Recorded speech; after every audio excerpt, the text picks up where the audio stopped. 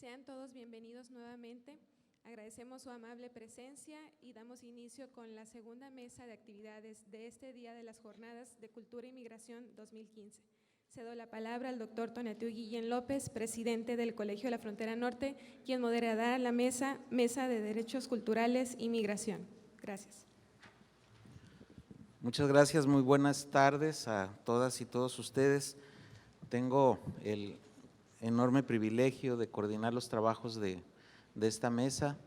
Les agradezco su presencia y en especial quiero agradecer y subrayar la importante composición de esta mesa de Derechos Culturales y Migración.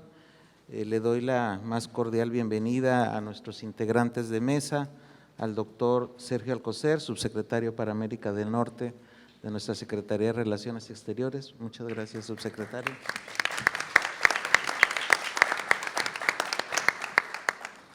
Al licenciado Héctor Daniel Dávalos Martínez, quien es secretario ejecutivo de la Comisión Nacional de los Derechos Humanos y representante del señor presidente de la comisión. Muchas gracias, don Héctor. Al doctor José del Val, director del Programa Universitario de Estudios de la Diversidad Cultural y la Interculturalidad. También muchas gracias por su presencia. Gracias. Y por supuesto a la doctora Nuria Sanz, directora y representante de la Oficina de la UNESCO en México y quien ha sido pues una promotora extraordinaria de todo este evento. Gracias. Muchas gracias. En calidad de puntos de arranque y tal vez con un ánimo de generar discusión y de promover algunas ideas para nuestros muy distinguidos panelistas, subrayaría algunas ideas rápidamente. La primera es que efectivamente migración y cultura son procesos de gran escala, procesos sociales en encuentro, procesos que se alimentan recíprocamente y que tal vez en nuestro tiempo esa relación entre migración y cultura sea la más intensa en la historia de la humanidad y generando al mismo tiempo acelerados cambios. Tal vez estamos frente a uno de los factores de cambio social más importantes en siglos, reitero, tal vez el punto más alto en donde cultura y migración se encuentran, pero también en donde cultura y migración son factores de transición de nuestras sociedades.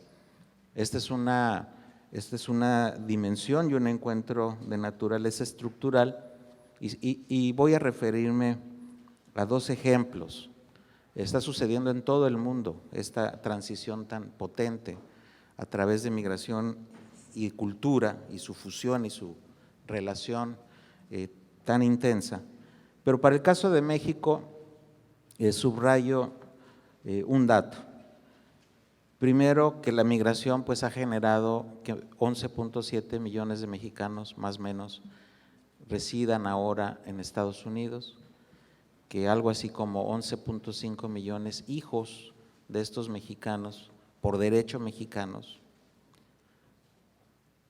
sean también parte de nuestra nación y por lo tanto cuando INEGI nos dice somos 118 millones o 120, pues nos faltan 20 y tantos millones que están en territorio nacional, no nacional. Y tercero, que 10.5 millones sean y se declaren herederos de la cultura mexicana y residan en Estados Unidos. Esto nos da una población de un tamaño de un país gigantesco, 35 millones, que forman parte de la cultura mexicana y uno de los grandes retos que están transcurriendo en ello es que nuestro concepto de nación ya se transformó radicalmente, somos hoy una nación transterritorial y nuestra cultura es una cultura transterritorial. Con esos alcances estamos viviendo un retrato muy vivo de esa fusión entre migración y cultura que presenta desafíos enormes para entendernos como nación, para entendernos como cultura y sobre todo para no separarnos. El peor escenario es tener al México de afuera y al México de adentro en tensión. El gran desafío es justo al revés, la construcción del encuentro. Ese creo que puede ser el ejemplo mundial más acelerado en donde migración y cultura expresa enormes, profundísimos cambios. Y como implicación también Estados Unidos es otra nación en acelerada transición en su composición, por migración, por cultura. Ese es otro gran ejemplo en donde esta fusión entre migración y cultura refleja sus impactos. Y los dejo simplemente como un ejemplo de lo que es la materia central, de lo que ha sido esta reunión y pues de los desafíos que le corresponde a esta mesa desarrollar sobre cultura y migración. Solo dejaría una última idea, que es la de la cultura mexicana, ya cómo entenderla dentro de esta transterritorialidad. O sea, la cultura mexicana es tan mexicana, la que está en Oaxaca, la que está en Yucatán y la que está en Los Ángeles y la que está en Nueva York, ese es el gran desafío. Entonces lo dejo como parte de los temas que seguramente nuestros amigos desarrollarán y entonces comenzamos las presentaciones y en el orden que lo previne el programa, voy a invitar al doctor Sergio Alcocer a que nos haga su presentación y antes doy algunos datos curriculares del doctor Alcocer. Él es ingeniero civil por la Universidad Nacional Autónoma de México y doctor por la Universidad de Texas en Austin. Desde enero de 2013 funge como subsecretario para América del Norte de la Secretaría de Relaciones Exteriores. En el sector público ha sido subsecretario de Planeación Energética y Desarrollo Tecnológico en la Secretaría de Energía, así como director de investigación del Centro Nacional de Prevención de los Desastres de la Secretaría de Gobernación. Se ha desempeñado como secretario general, coordinación de innovación y desarrollo y director del Instituto de Ingeniería en nuestra Universidad Nacional Autónoma de México. En el ámbito académico pertenece al Sistema Nacional de Investigadores desde 1994, es presidente de la Academia de Ingeniería de México y miembro de la Academia Mexicana de Ciencias, así como tiene una presencia en muy distintas asociaciones especializadas y profesionales. Entre su trabajo académico ha recibido importantes merecimientos, como son la distinción Universidad Nacional para Jóvenes Académicos en el área de Innovación, Tecnología y Diseño Industrial y Premio de Investigación de la Academia Mexicana de Ciencias en el área tecnológica. Doctor Alcocer, bienvenido, muchas gracias. Muy buenas tardes, tengan todos ustedes. Primero que nada, inicio agradeciendo, por supuesto, a la Oficina de la UNESCO en México, muy especialmente a Nuria Sanz, por no solamente la invitación, sino la gestión de la idea de este encuentro. De manera que muchas gracias, sin duda que es un evento que estoy seguro se reproducirá no solamente tal cual, sino con muchas otras variantes en los próximos años. Así es que, Nuria, muchísimas gracias. Igualmente agradezco la gentil presentación del doctor Tonatiuh Guillén, director del Colegio de la Frontera Norte.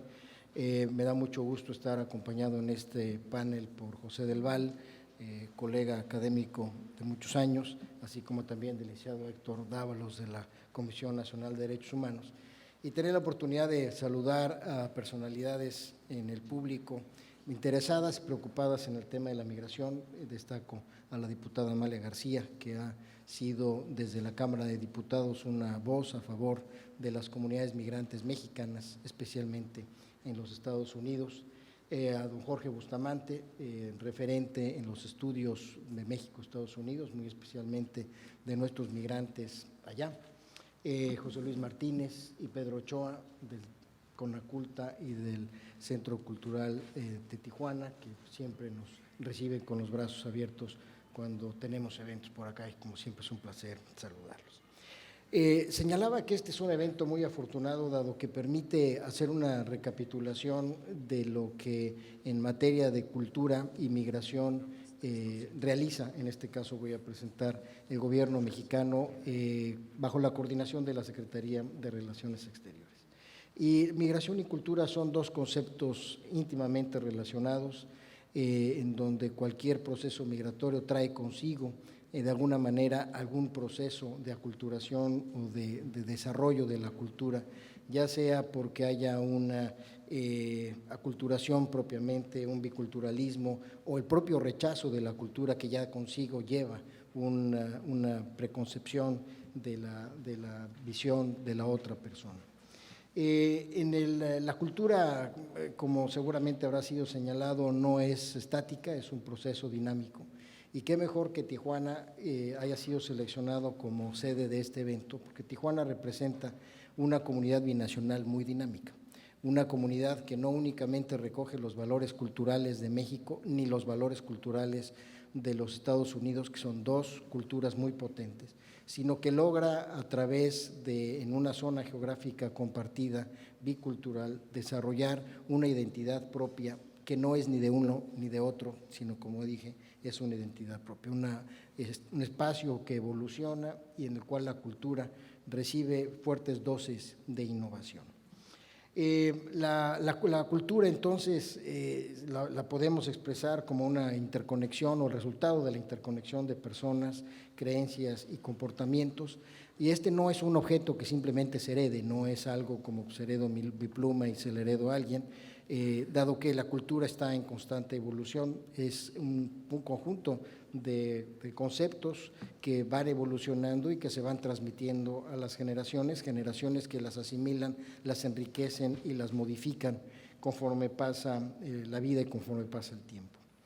La migración es per se un proceso multidimensional que tiene facetas en lo económico, en lo político y en lo cultural, que nos llevan a pensar que la migración se desarrolla en espacios transnacionales en donde confluyen diferentes concepciones de la vida, donde hay tres actores que caracterizan a la migración. Por un lado tenemos al migrante en sí mismo, a la persona que se traslada de un lugar a otro. Por otro lado está la comunidad de origen, que en ocasiones puede dejar de ver al migrante y de recibir algún influjo en un cambio cultural. No es el caso de los migrantes mexicanos, que recurrentemente se refieren a las comunidades de origen, ya sea por medio de las remesas o bien con sus visitas periódicas a sus comunidades de origen, trayendo parte de la cultura que han asimilado, concretamente de los Estados Unidos. Así como también las comunidades de recepción, aquellas comunidades en donde residen los nuevos migrantes y las cuales normalmente los asimilan y buscan asimilarlos en cuanto a una posibilidad de desarrollar una nueva cultura. Los migrantes llevan consigo conocimiento y expresiones culturales que son valiosas, ya sea por de su lugar de origen, así como son valiosas en aquellos espacios en donde se van a desenvolver. Y como mencionaba, hay tres procesos que podríamos señalar a los cuales están sujetos los migrantes. Primero, un proceso de aculturación en el cual los migrantes asimilan costumbres nuevas. Esto es algo que se denomina también la integración de los migrantes al entorno en el cual han llegado. Por otro lado, el biculturalismo, una vez que se han integrado el desarrollo productivo y positivo de esta mezcla de las culturas, de la de origen del migrante y en la cual están siendo recibidos. Y en algunas ocasiones una cultura de separación y de rechazo que, como dije, en sí mismo representa una cultura naturalmente no la actitud más deseada, sin embargo, que se presenta en diferentes de manera teórica y que, como lo sabemos, en los Estados Unidos se presenta en algunos estados de la Unión Americana. El gobierno mexicano, a través de las diferentes políticas públicas que ha echado a andar, busca promover los dos primeros fenómenos. Primero, el de la integración de los migrantes, de los mexicanos que viven en los Estados Unidos, y por otro lado, la promoción que una vez que han logrado integrarse puedan desarrollar dentro de las comunidades que los han recibido nuevas identidades o nueva cultura que pueda considerarse como una biculturalidad en su propio desarrollo. Es curioso, pero los migrantes suelen agruparse en comunidades específicas, y así lo vemos, por ejemplo, los guanajuatenses, una buena parte de ellos, 3/4 partes de los guanajuatenses, están localizados ya sea en California o en Texas. Esto hace que se desarrollen pequeñas microculturas o culturas asociadas a los propios estados de los cuales provienen, como ocurre igualmente con los poblanos en Nueva York o zacatecanos, michoacanos en otros estados de la Unión Americana, y son espacios en donde los migrantes buscan mantener la cultura de origen mientras van integrándose a la sociedad estadounidense en este caso. En ocasiones la migración implica impactos importantes que afectan a la población de origen, muy especialmente cuando hay una pérdida o un aislamiento o una separación de las familias, en donde una parte de la familia migra, la otra parte se queda, y esto produce un impacto, pero un impacto que igualmente produce cambios culturales en la familia o en esa parte de la familia que se queda, estructuras familiares en los cuales hay alteraciones en sus procesos de socialización, de su capacidad de integración, de identidad, producto de esta separación que en ocasiones es resultado de la migración. En el ámbito de las políticas públicas, el Gobierno de México ha trabajado en una tarea dual que no es excluyente. La primera es la de preservar o buscar que nuestros migrantes preserven fuertes vínculos con nuestro país mediante el estímulo o el desarrollo de actividades que les permitan mantener la cultura y la identidad nacional.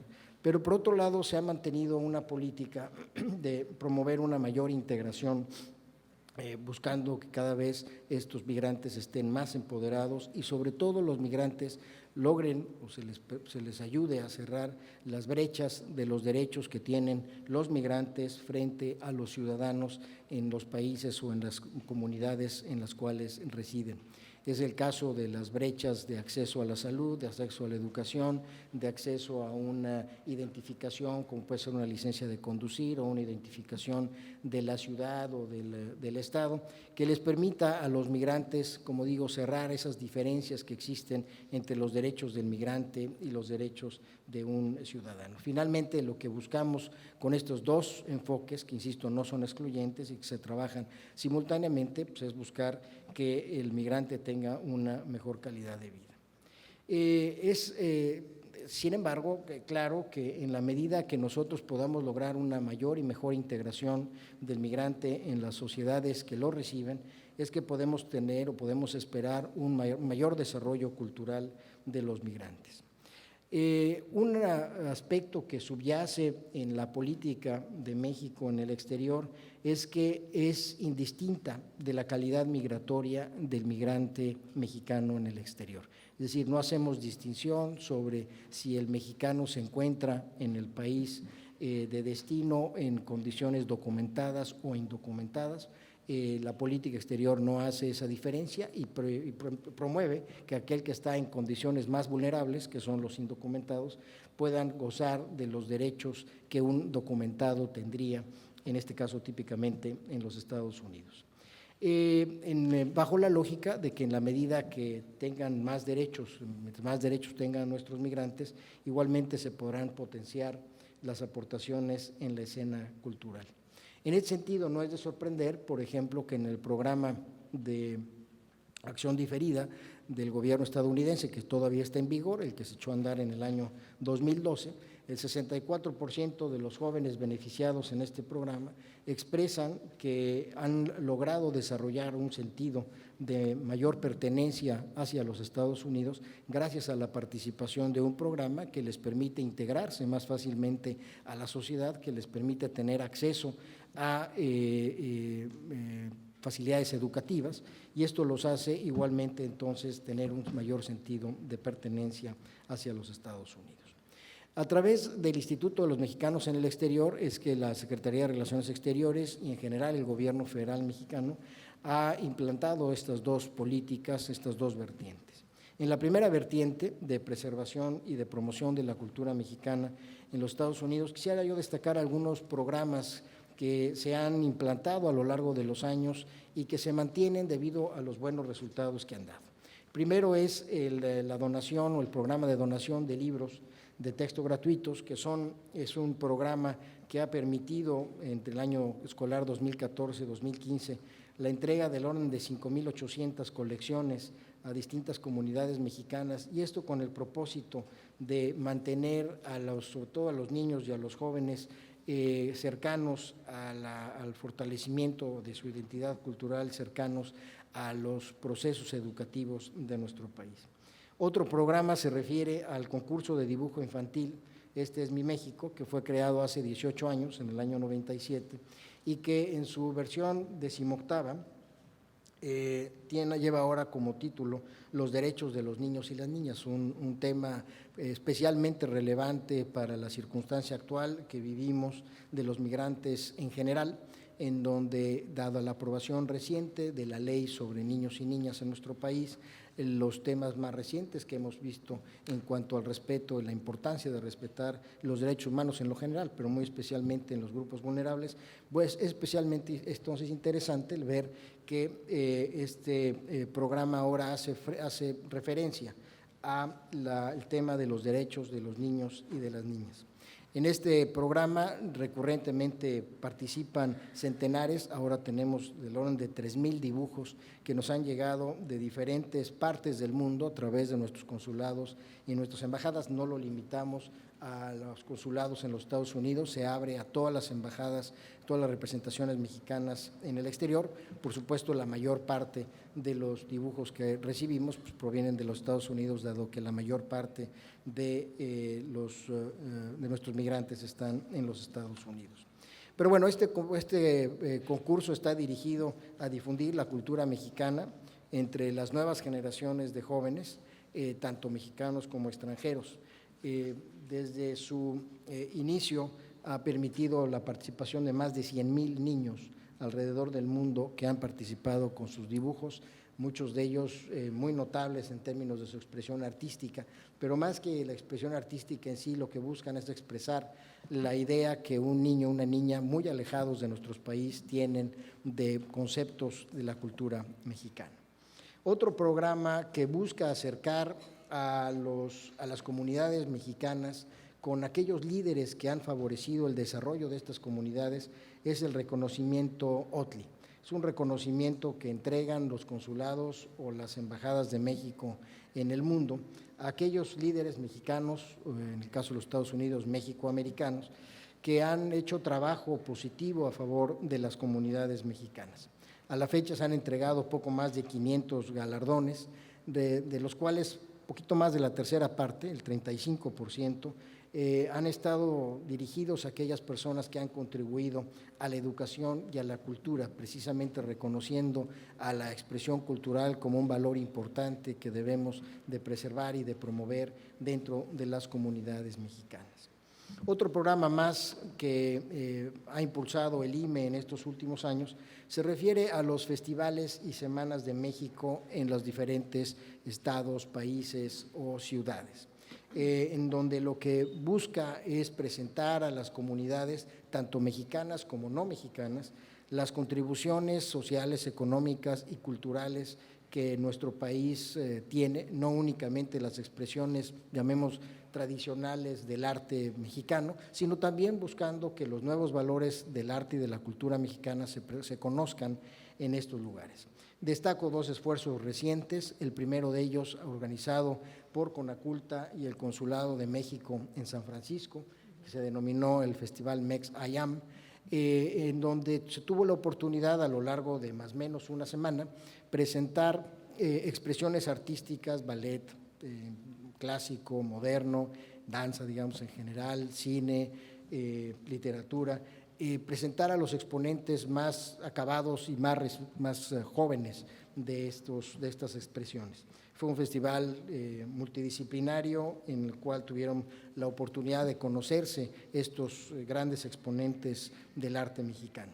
Y más recientemente, del 1 al 5 de mayo pasados, tuvo lugar la tercera edición en la ciudad de Filadelfia de la Semana de México, que es organizado por el propio consulado, por el Centro Cultural Mexicano en la zona, que tiene como objeto promover el arte, las tradiciones, la música, en fin, en general la cultura, la gastronomía, que es expresado también o presentada como una expresión de la cultura de nuestro país, en una zona que crece muy rápidamente, la zona de Filadelfia, una de las ciudades dentro de los Estados Unidos que más rápido están creciendo y en donde tenemos una comunidad mexicana que trabaja en el sector de los servicios, en los sectores agrícolas, en los sectores de la industria, con una calidad y un reconocimiento muy amplios. En la segunda vertiente, referida a la promoción y el desarrollo de espacios para que los migrantes mexicanos puedan llevar a cabo diferentes expresiones, pero ahora ya con nuevas identidades culturales, no la tradicional, llamemos mexicana, sino ya incorporando la cultura de los lugares que los han recibido, estadounidense. Tenemos ejemplos como el Festival Binacional de Arte en la Calle, denominado Barrio Roots, que se organizó recientemente en la ciudad de Los Ángeles, California, en septiembre del año pasado. Esta es una iniciativa que constituye un claro ejemplo de lo que puede hacerse en materia de promoción de la integración cultural. Tuvo como fin la creación de un espacio de intercambio y de expresión sobre el arte y la identidad mexicanas, al mismo tiempo también de provocar la posibilidad de que jóvenes de origen mexicano pudiesen desarrollar actividades culturales innovadoras que permitan expresar esta lógica bicultural en la cual viven. Participaron más de 500 personas, en donde se tuvieron, por ejemplo, 8 reconocidos artistas binacionales que pintaron murales monumentales, una práctica cultural, una expresión artística muy propia de nuestro país, que es el arte mural, pero ahora hecho por artistas, si bien de origen mexicano, pero ya con un componente de expresión estadounidense, expresando esta biculturalidad en estos murales. Igualmente se tuvieron talleres y conferencias y destaco aquí la participación de una exposición gráfica transfronteriza con la participación de 20 artistas urbanos que provinieron de varias localidades de México, así como también de Estados Unidos, y el encuentro que en forma de taller tuvieron. Este festival, si bien encabezado por el Consulado de México en Los Ángeles, tuvo la participación de aliados tanto del gobierno mexicano, de los gobiernos locales estadounidenses, como de la iniciativa privada americana. Y es interesante porque ya es una muestra de la participación de 2 entidades gubernamentales, locales, federales, de 2 países, de iniciativas privadas de 2 países, que buscan promover proyectos culturales en donde la expresión no es ni de uno ni de otro, sino en realidad es de la suma de los 2 en una nueva identidad cultural de carácter binacional.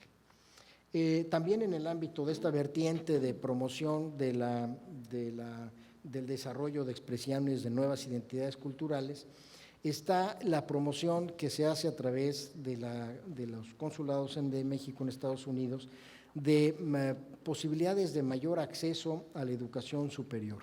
Y esto lo hacemos porque consideramos que la mejor manera en que un joven de origen mexicano, ya sea nacido en México o de primera, segunda generación, ya estadounidenses, nacidos en los Estados Unidos, puedan integrarse plenamente a una sociedad como la americana, es que puedan estudiar o puedan acceder a la educación superior. Las diferencias en materia de ingresos económicos, de posibilidades de desarrollo son muy notables y la evidencia empírica es abrumadora cuando compara uno los ingresos de poblaciones equivalentes en cohortes de edad, por ejemplo, de edades de nacimiento, de años de nacimiento, de origen asiático versus las de origen hispano o concretamente las de origen mexicano, y hay una diferencia muy notable en los ingresos entre estos 2 grupos poblacionales y por supuesto al tipo de trabajo al que pueden acceder. En parte se explica por el hecho de que los padres de la diáspora asiática normalmente son reclutados o viven en los Estados Unidos gracias a un producto o un proceso en el cual fueron seleccionados para trabajar en una u otra empresa, ya sea porque tienen una competencia, tienen un nivel de estudios avanzados que les permite justamente ser contratados para eso. Esto hace que los niños que se desarrollan en un ambiente en donde ven que sus padres tienen este tipo de escolaridad, este tipo de proyecciones, pues igualmente busquen seguir este mismo camino. Lamentablemente no ocurre lo mismo con la población de origen mexicano, en donde el migrante, el padre, madre migrantes, trabajan en los sectores de servicios, de la industria, agrícolas, en fin, y esto hace que el joven, el hijo, el niño, no necesariamente tenga una aspiración de hacer estudios de educación superior tan claramente definidos como sí ocurre con la población asiática. Entonces, parte del esfuerzo que tenemos que desarrollar a través de los consulados y con nuestros socios locales, las comunidades o las organizaciones promigrantes, es promover que más niños puedan tener, o jóvenes, acceso a la educación superior. De 2012 a la fecha, en estos 2 años que llevamos de gobierno, hemos sido testigos, no quiero decir que el gobierno mexicano haya sido responsable, porque no lo es, pero sí ha logrado promover que 7 estados de la Unión Americana hayan aprobado leyes que permitan que a los jóvenes indocumentados se les permita pagar las mismas colegiaturas, el mismo monto de colegiaturas que los residentes de las universidades estatales. Esto permite de nuevo cerrar la brecha, las diferencias que existe entre un migrante indocumentado con un ciudadano, dado que permite cubrir las mismas cuotas. Y esto es interesante porque se suma esto a los 9 que ya traíamos, dando ahora 16 estados de la Unión Americana, que representan el 79%, o en el cual está el 79% del total de los mexicanos en los Estados Unidos que tienen entonces ya acceso a este tipo de cuotas. Quisiera terminar señalando un ejemplo adicional, que es uno que se desarrolla justamente en esta zona de la frontera, a partir del Consejo México-Estados Unidos para el Emprendimiento y la Innovación. Es un mecanismo que se creó a raíz de la visita del presidente Obama a México hace un par de años para promover el emprendimiento en las pequeñas y medianas empresas y la innovación en general entre los dos países, para lo cual se desarrolló un proyecto en diferentes zonas de la frontera. Concretamente, el piloto se inició aquí en la zona de California, Baja California, en Tijuana, para identificar los denominados clústeres de innovación, es decir, los agrupamientos de empresas y en el caso más avanzado de empresas y de universidades asociados a ciertos temas que permitan desarrollar nuevas tecnologías, que permitan desarrollar nuevas soluciones a los problemas, que permitan innovar. Y no me refiero aquí únicamente a la innovación tecnológica, sino a la innovación en general de los diferentes procesos. Es interesante que uno de los clústeres que se identificó en esta zona y que no estaba previsto como uno de los clústeres de mayor crecimiento es el clúster relacionado con los videojuegos y la industria creativa.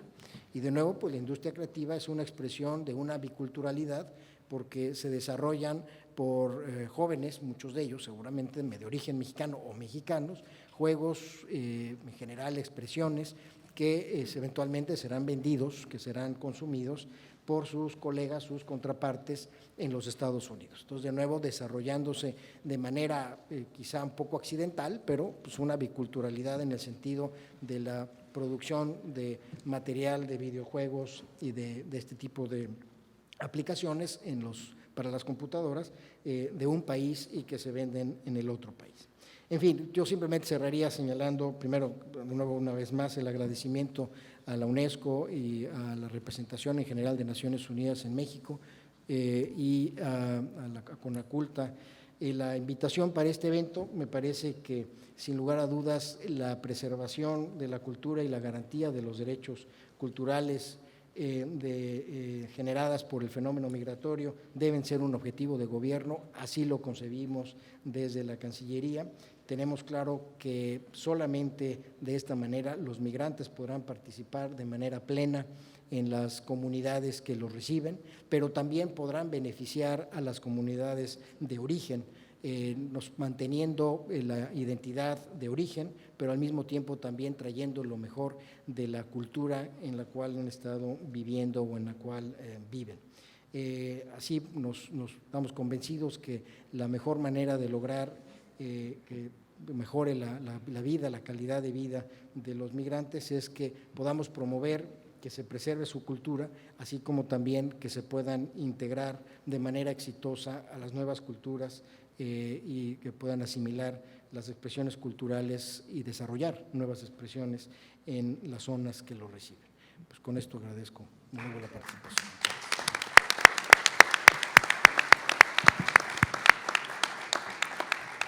Muchas gracias al doctor Alcocer, subsecretario para América del Norte de la Secretaría de Relaciones Exteriores, por ese recuento muy amplio, muy detallado de funciones, programas y objetivos que está desarrollando nuestra Cancillería.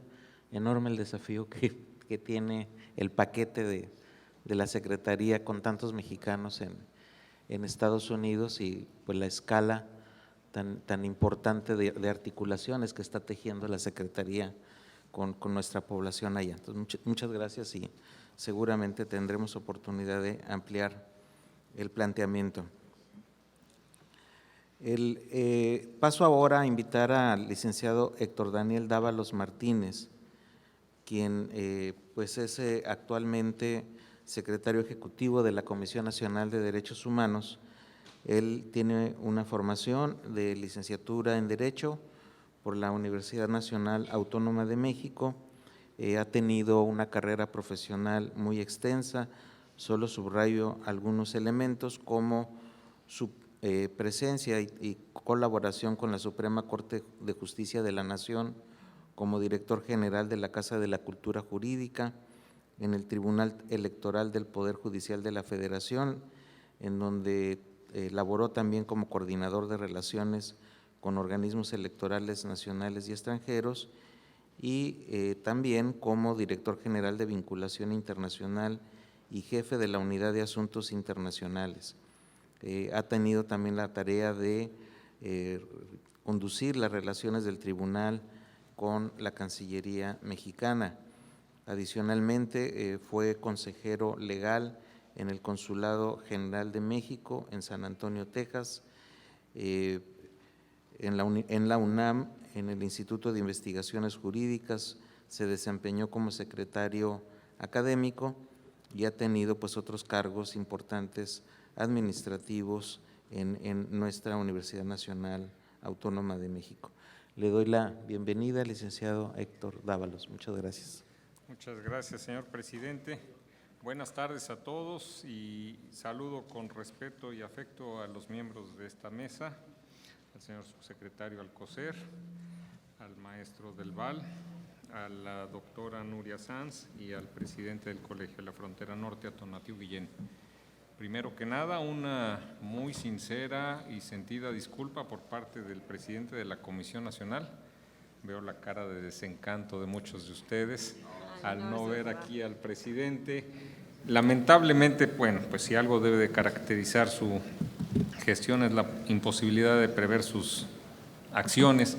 Ayer en la noche surgió un compromiso, un conflicto ahí en la tarde de la noche, ya entrada la noche más bien, le impidió estar y bueno, pues me ha pedido que estuviera con ustedes. Él no quiso dejar el espacio y me dio por aquí algunas ideas que él tenía ya preparadas, que era, digamos, la estructura de su presentación. Trataría yo de hilvanar un poco esto y bueno, pues creo que esto es mejor que nada. Por aquí estamos con mucho gusto y bueno, qué bueno, y acogemos con gran entusiasmo la iniciativa de los organizadores de este foro tan importante y qué bueno que haya sido, ya lo decía el señor subsecretario, en Tijuana, quizá la ciudad en todo el mundo que ejemplifica de manera más clara esta problemática que se presenta entre la cultura y la migración. Y aquí ya no solo entra en juego la cultura mexicana, sino que todas las culturas que llegan y que encuentran la ciudad de Tijuana como punto de reposo en ese largo peregrinar hacia nuevos horizontes. Agradezco entonces la presencia, les reitero la disculpa y bueno, pues daría yo lectura aquí a algunas de las ideas, analizando el problema en materia migratoria y la importancia y su interrelación con el cambio cultural, pues tendríamos que llegar necesariamente al desarrollo que tienen los pueblos en este desplazamiento humano, la influencia que se van dando de unas comunidades a otras, los diferentes aspectos que van nutriendo la vida política, social y cultural, tanto en los lugares de destino como en los de tránsito. Sin embargo, esto genera una serie de problemas que requieren de una urgente atención. Los derechos culturales, lo sabemos, pues garantizan el acceso a la cultura, el disfrute de los componentes en condiciones de igualdad y de no discriminación. Y aquí encontramos un primer problema. La cultura con una plenitud de goce y sin discriminación. Y ya veremos un poco más adelante que esto, precisamente en este tema que aborda el foro que nos convoca, pues no se cumple. La protección de los derechos implica velar por los derechos colectivos de grupos culturales y preservar su modo de vida. El concepto de cultura no lo debemos de entender como una serie de expresiones aisladas, sino como un proceso interactivo que debe tener necesariamente en cuenta la individualidad y la diferencia de la cultura como creación y producto social que comprende toda creación humana. Las causas, bueno, pues no voy a decirlas aquí, todas las conocemos. Van desde laborales, académicas, culturales y otras que son mucho más dolorosas y en donde todos creo que tenemos una asignatura pendiente. La pobreza, la inseguridad, la violencia, el desempleo persisten en muchas naciones del mundo y bueno, pues la naturaleza y el destino quiso que México tuviera una muy extensa frontera con uno de los polos más atractivos del mundo, que es la Unión Americana, y eso ha generado pues necesariamente un problema adicional.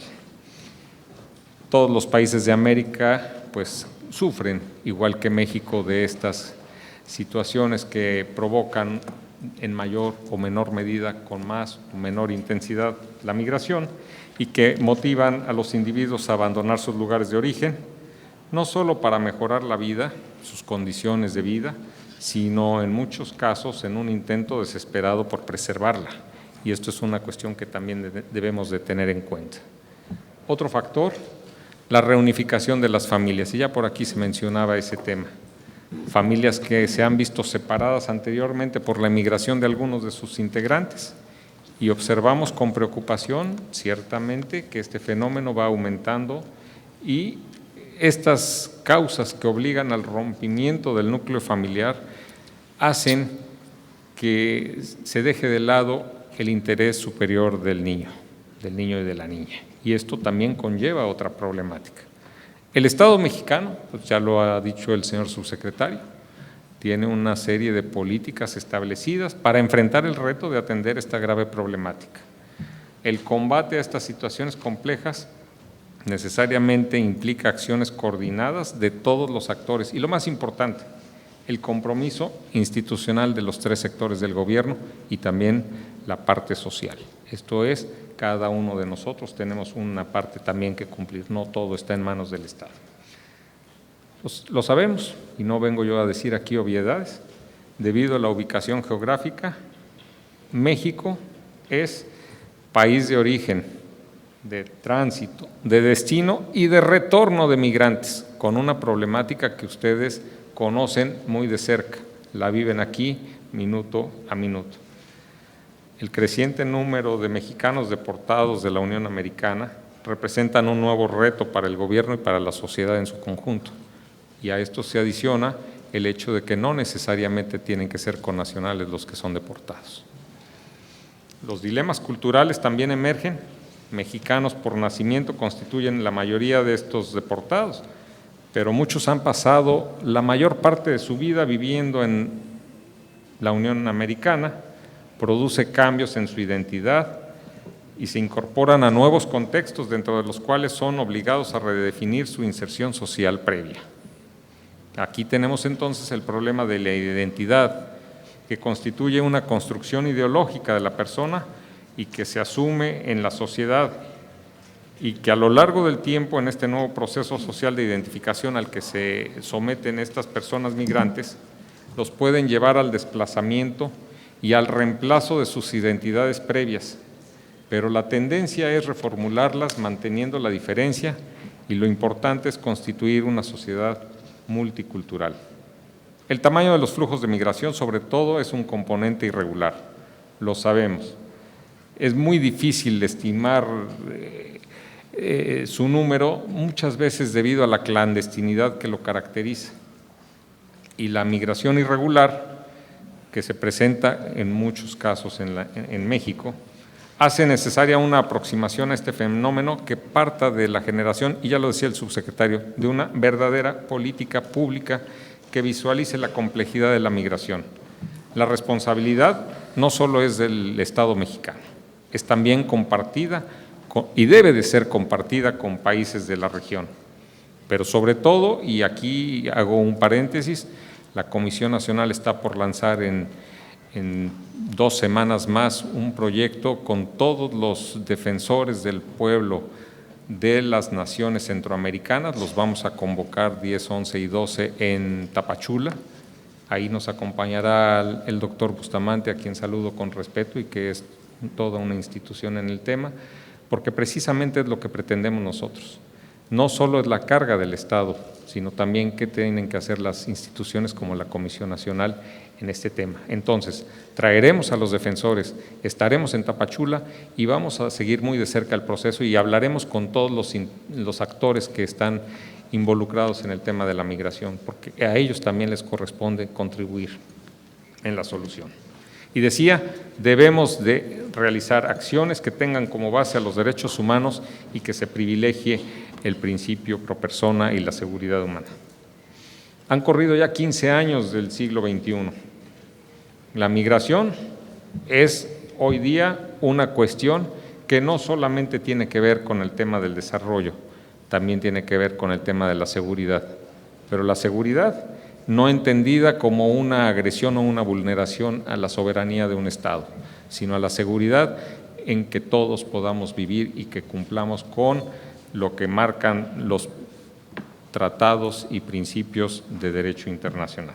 Se requiere de forma urgente otra mirada y un abordaje distinto de la migración indocumentada, despojarnos de los prejuicios y darle prioridad a la observancia de los derechos humanos. La política migratoria debe tener entonces como punto de partida el establecimiento de una propuesta abierta, en el mayor grado posible con la participación social, económica y cultural de los nacionales y la configuración de una política solidaria centrada en el respeto al derecho y a través de ello en el respeto a la diferencia. Sería deseable un programa de codesarrollo que asocie a los países de recepción con los países de origen y que transforme la migración en un factor de beneficio para todas las partes. Y esto aquí es bastante difícil de considerar. El Estado mexicano tiene una doble obligación y ya lo sabemos todos, lo hemos escuchado y lo sabemos. En cuanto a la protección de las personas migrantes, velar por los derechos de los mexicanos que se encuentran en otros países y la obligación de proteger a los extranjeros que transitan por el territorio nacional o que por diversas causas se asientan en él. Los principios de interdependencia e indivisibilidad de los derechos humanos, plasmados en nuestra Constitución y en los tratados internacionales, significan que la obligación del Estado mexicano no se limita al derecho a la vida, a la integridad personal y a la libertad, sino que se extiende también a todos los derechos que sean reconocidos. Nos queda claro que actualmente las sociedades nacionales no son homogéneas. Esta idea es no solo cuestionable, sino sociológica y jurídicamente insostenible. Y este es el punto de partida del que tenemos que comenzar nuestro caminar. Sabemos y celebramos las declaraciones que ha hecho la UNESCO, se ha pronunciado fuerte y bien sobre la diversidad cultural y ha manifestado que la interculturalidad es un proceso continuo que requiere voluntad y sensibilidad entre las comunidades culturales. Son parte integrante estos derechos de los derechos humanos. Sabemos de la universalidad indisociabilidad y la interdependencia de los derechos. Toda persona tiene derecho a expresarse, crear y difundir sus obras en la lengua que desee, en particular y de ser posible en su lengua materna. Tiene derecho a una educación, a una formación de calidad, que se respete su identidad cultural, participar en la vida cultural que elija y conformarse a las prácticas de su propia cultura dentro de los límites que impone el respeto a los derechos humanos. La figura de transmigrante, como un conjunto muy heterogéneo de grupos sociales que se desplazan de un lugar al otro, aquí recojo las ideas que ha vertido el doctor Bustamante, tiene dos dimensiones, la estructural y la cultural. La vulnerabilidad estructural de las personas migrantes se manifiesta en las relaciones que tienen con el Estado, con los países de tránsito y de acogida. Y ahí reciben un trato diferencial, que es diferencial al que se proporciona a los nacionales y a los extranjeros. Y aquí caen en extrema desprotección los migrantes frente a las fuerzas del crimen organizado, y este es otro tema que debemos de tener muy en cuenta. Durante la última década, la Comisión Nacional de Derechos Humanos, las asociaciones civiles y religiosas que se dedican a la defensa de migrantes han documentado un alarmante aumento en gravísimas violaciones a los derechos. No vengo yo aquí a poner un panorama dantesco, simple y sencillamente recojo lo que sabemos que existe. Secuestro, trata de personas, violaciones, acto de tortura, extorsión, muerte, cometidos por particulares y por el crimen organizado. Y aquí lo triste es cuando el componente es la participación de un servidor público. El alto grado de vulnerabilidad de los migrantes que transitan por México requiere de una urgente y decidida atención por parte de las autoridades mexicanas, pero también por cada uno de los que conformamos la sociedad mexicana. Hay dos momentos importantes: las reformas constitucionales en 2009, cuando se modifica el artículo 4 para recoger todo el aspecto cultural, y el parteaguas, que es la reforma constitucional del 2011, en donde se da la columna vertebral que regula ahora el tratamiento de los derechos fundamentales en nuestro país, como eje rector de toda la actividad pública. Las leyes que han sido creadas a partir de estas dos reformas importantes, pues son las que van a ir articulando todo el proceso en el cual nos encontramos inmersos y en donde de diferente manera tenemos que ver con la cuestión de la cultura, las leyes de migración, los refugiados, la protección complementaria, el asilo político y un tema muy interesante, la Ley General de Víctimas, en donde ya el principio pro persona está plasmado y a partir de lo que se dice en el primer artículo de la Constitución, se va reproduciendo y tiene que irse dando en cada uno de los ordenamientos que regulan la vida de nuestro país. Sin embargo, la aplicación de las leyes se enfrenta con múltiples obstáculos, por lo que requiere una acción coordinada y urgente entre los actores políticos, gubernamentales y, como ya lo dije, la sociedad. La vulnerabilidad cultural de los migrantes proviene de las actitudes, estereotipos y prejuicios que tienden a justificar el trato diferente que se da a los nacionales y a los extranjeros, y muchas veces la discriminación de que son objeto estos últimos.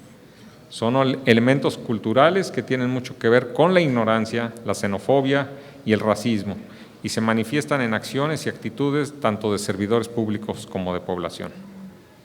Los migrantes, y aquí hay que reconocerlo, a menudo son vistos con indiferencia o como un medio de lucro, tanto de particulares como de servidores públicos. Cuando el servidor público viola los derechos humanos, los viola no solo por acción, sino también por omisión, por la pasividad o por el hacer que no veo y dejar pasar las cosas. Cuando se muestran indiferentes ante los abusos de los particulares o no los previenen. Así pues, las diferencias culturales entre migrantes y la población en los lugares de tránsito y destino son a menudo causa de la incomprensión de la población hacia los migrantes. No cabe duda de que los efectos producidos por un grupo migrante en la población del país receptor son numerosos. Y aquí destaco la necesidad de educar para poder entender esa situación de convivencia que se tiene que dar en naciones como la nuestra, en donde el destino quiso que tuviéramos todas las posibilidades que se dan y las variantes que la migración puede traer aparejada.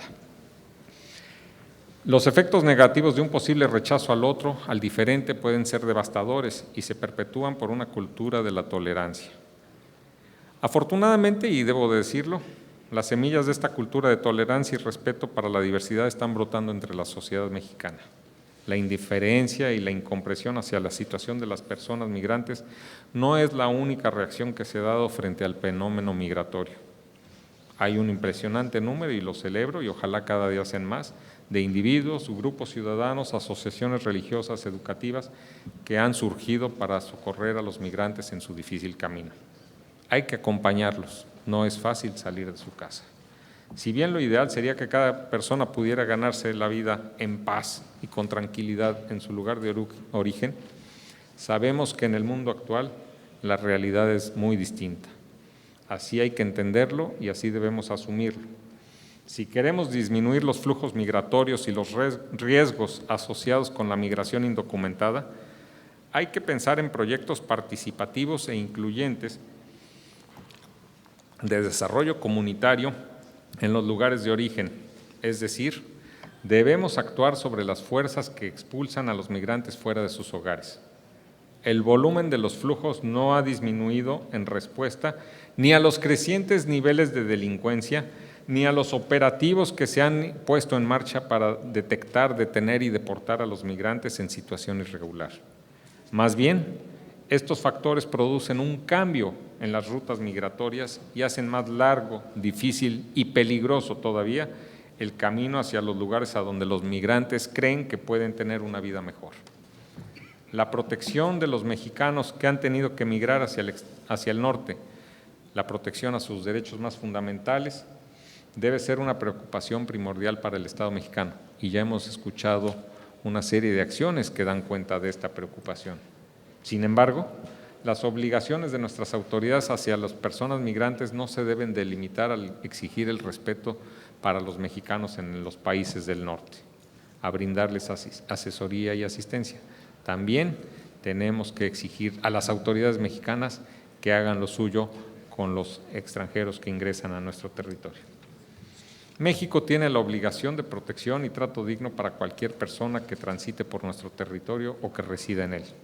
El respeto a la vida, la integridad física, la dignidad humana debe ser el eje rector de las acciones de toda persona que trate con los migrantes. La capacitación adecuada de los servidores públicos, y aquí reitero la necesidad de educar, que atienden a las personas migrantes y a la protección de los propios derechos laborales y sociales, son esenciales para cumplir con el compromiso. Para enfrentar el reto que presenta la complejidad actual del fenómeno migratorio en México, la sociedad mexicana requiere de un profundo cambio cultural, un cambio de actitud, tanto hacia los migrantes como a los servidores públicos y a los defensores civiles que los atienden. 3 minutos. Perfecto. La Comisión Nacional de Derechos Humanos tiene este papel en el proceso. Las líneas de acción relevantes sobre las que trabajamos incluyen la capacitación de servidores públicos, la prevención de la violación de derechos humanos, la difusión de información sobre los derechos humanos de las personas migrantes y la colaboración con organismos civiles y religiosos que las defienden, la investigación puntual de las violaciones que se consuman, la sistematización y análisis de la información sobre las causas y patrones recurrentes de estas violaciones y el uso de la información para promover cambios estructurales. A esto dedicamos nuestros esfuerzos. También debo decir que la Comisión Nacional de Derechos Humanos solo puede cumplir con estas tareas en colaboración con otras instituciones. Solo no podríamos. Autoridades, centros académicos, necesitamos trabajar juntos, fortalecer la cultura de respeto a los derechos humanos. En la construcción de esta nueva cultura es fundamental suprimir la discriminación y es necesario articular reglas de contenido social, político y cultural que hagan emerger nuevas estrategias, expresiones, sentidos y prácticas que impidan la prevalencia de una cultura sobre la otra. En suma, es responsabilidad del Estado mexicano y de los que aquí vivimos proveer el reconocimiento del carácter pluricultural y heterogéneo de las personas que se encuentran en el territorio nacional, propiciar la diversidad cultural y entenderla como expresión de originalidad, innovación y creatividad de los grupos culturales y la relación de igualdad que se tiene que dar en las diversas formas de vida adquiridas en esta comunidad. Cierra el presidente de la Comisión Nacional su intervención recordando unas palabras de Octavio Paz, que dice: si nos encerramos en nosotros mismos, hacemos más profunda y exacerbada la conciencia de todo lo que nos separa, nos aísla y nos distingue, y nuestra soledad aumenta. Muchas gracias.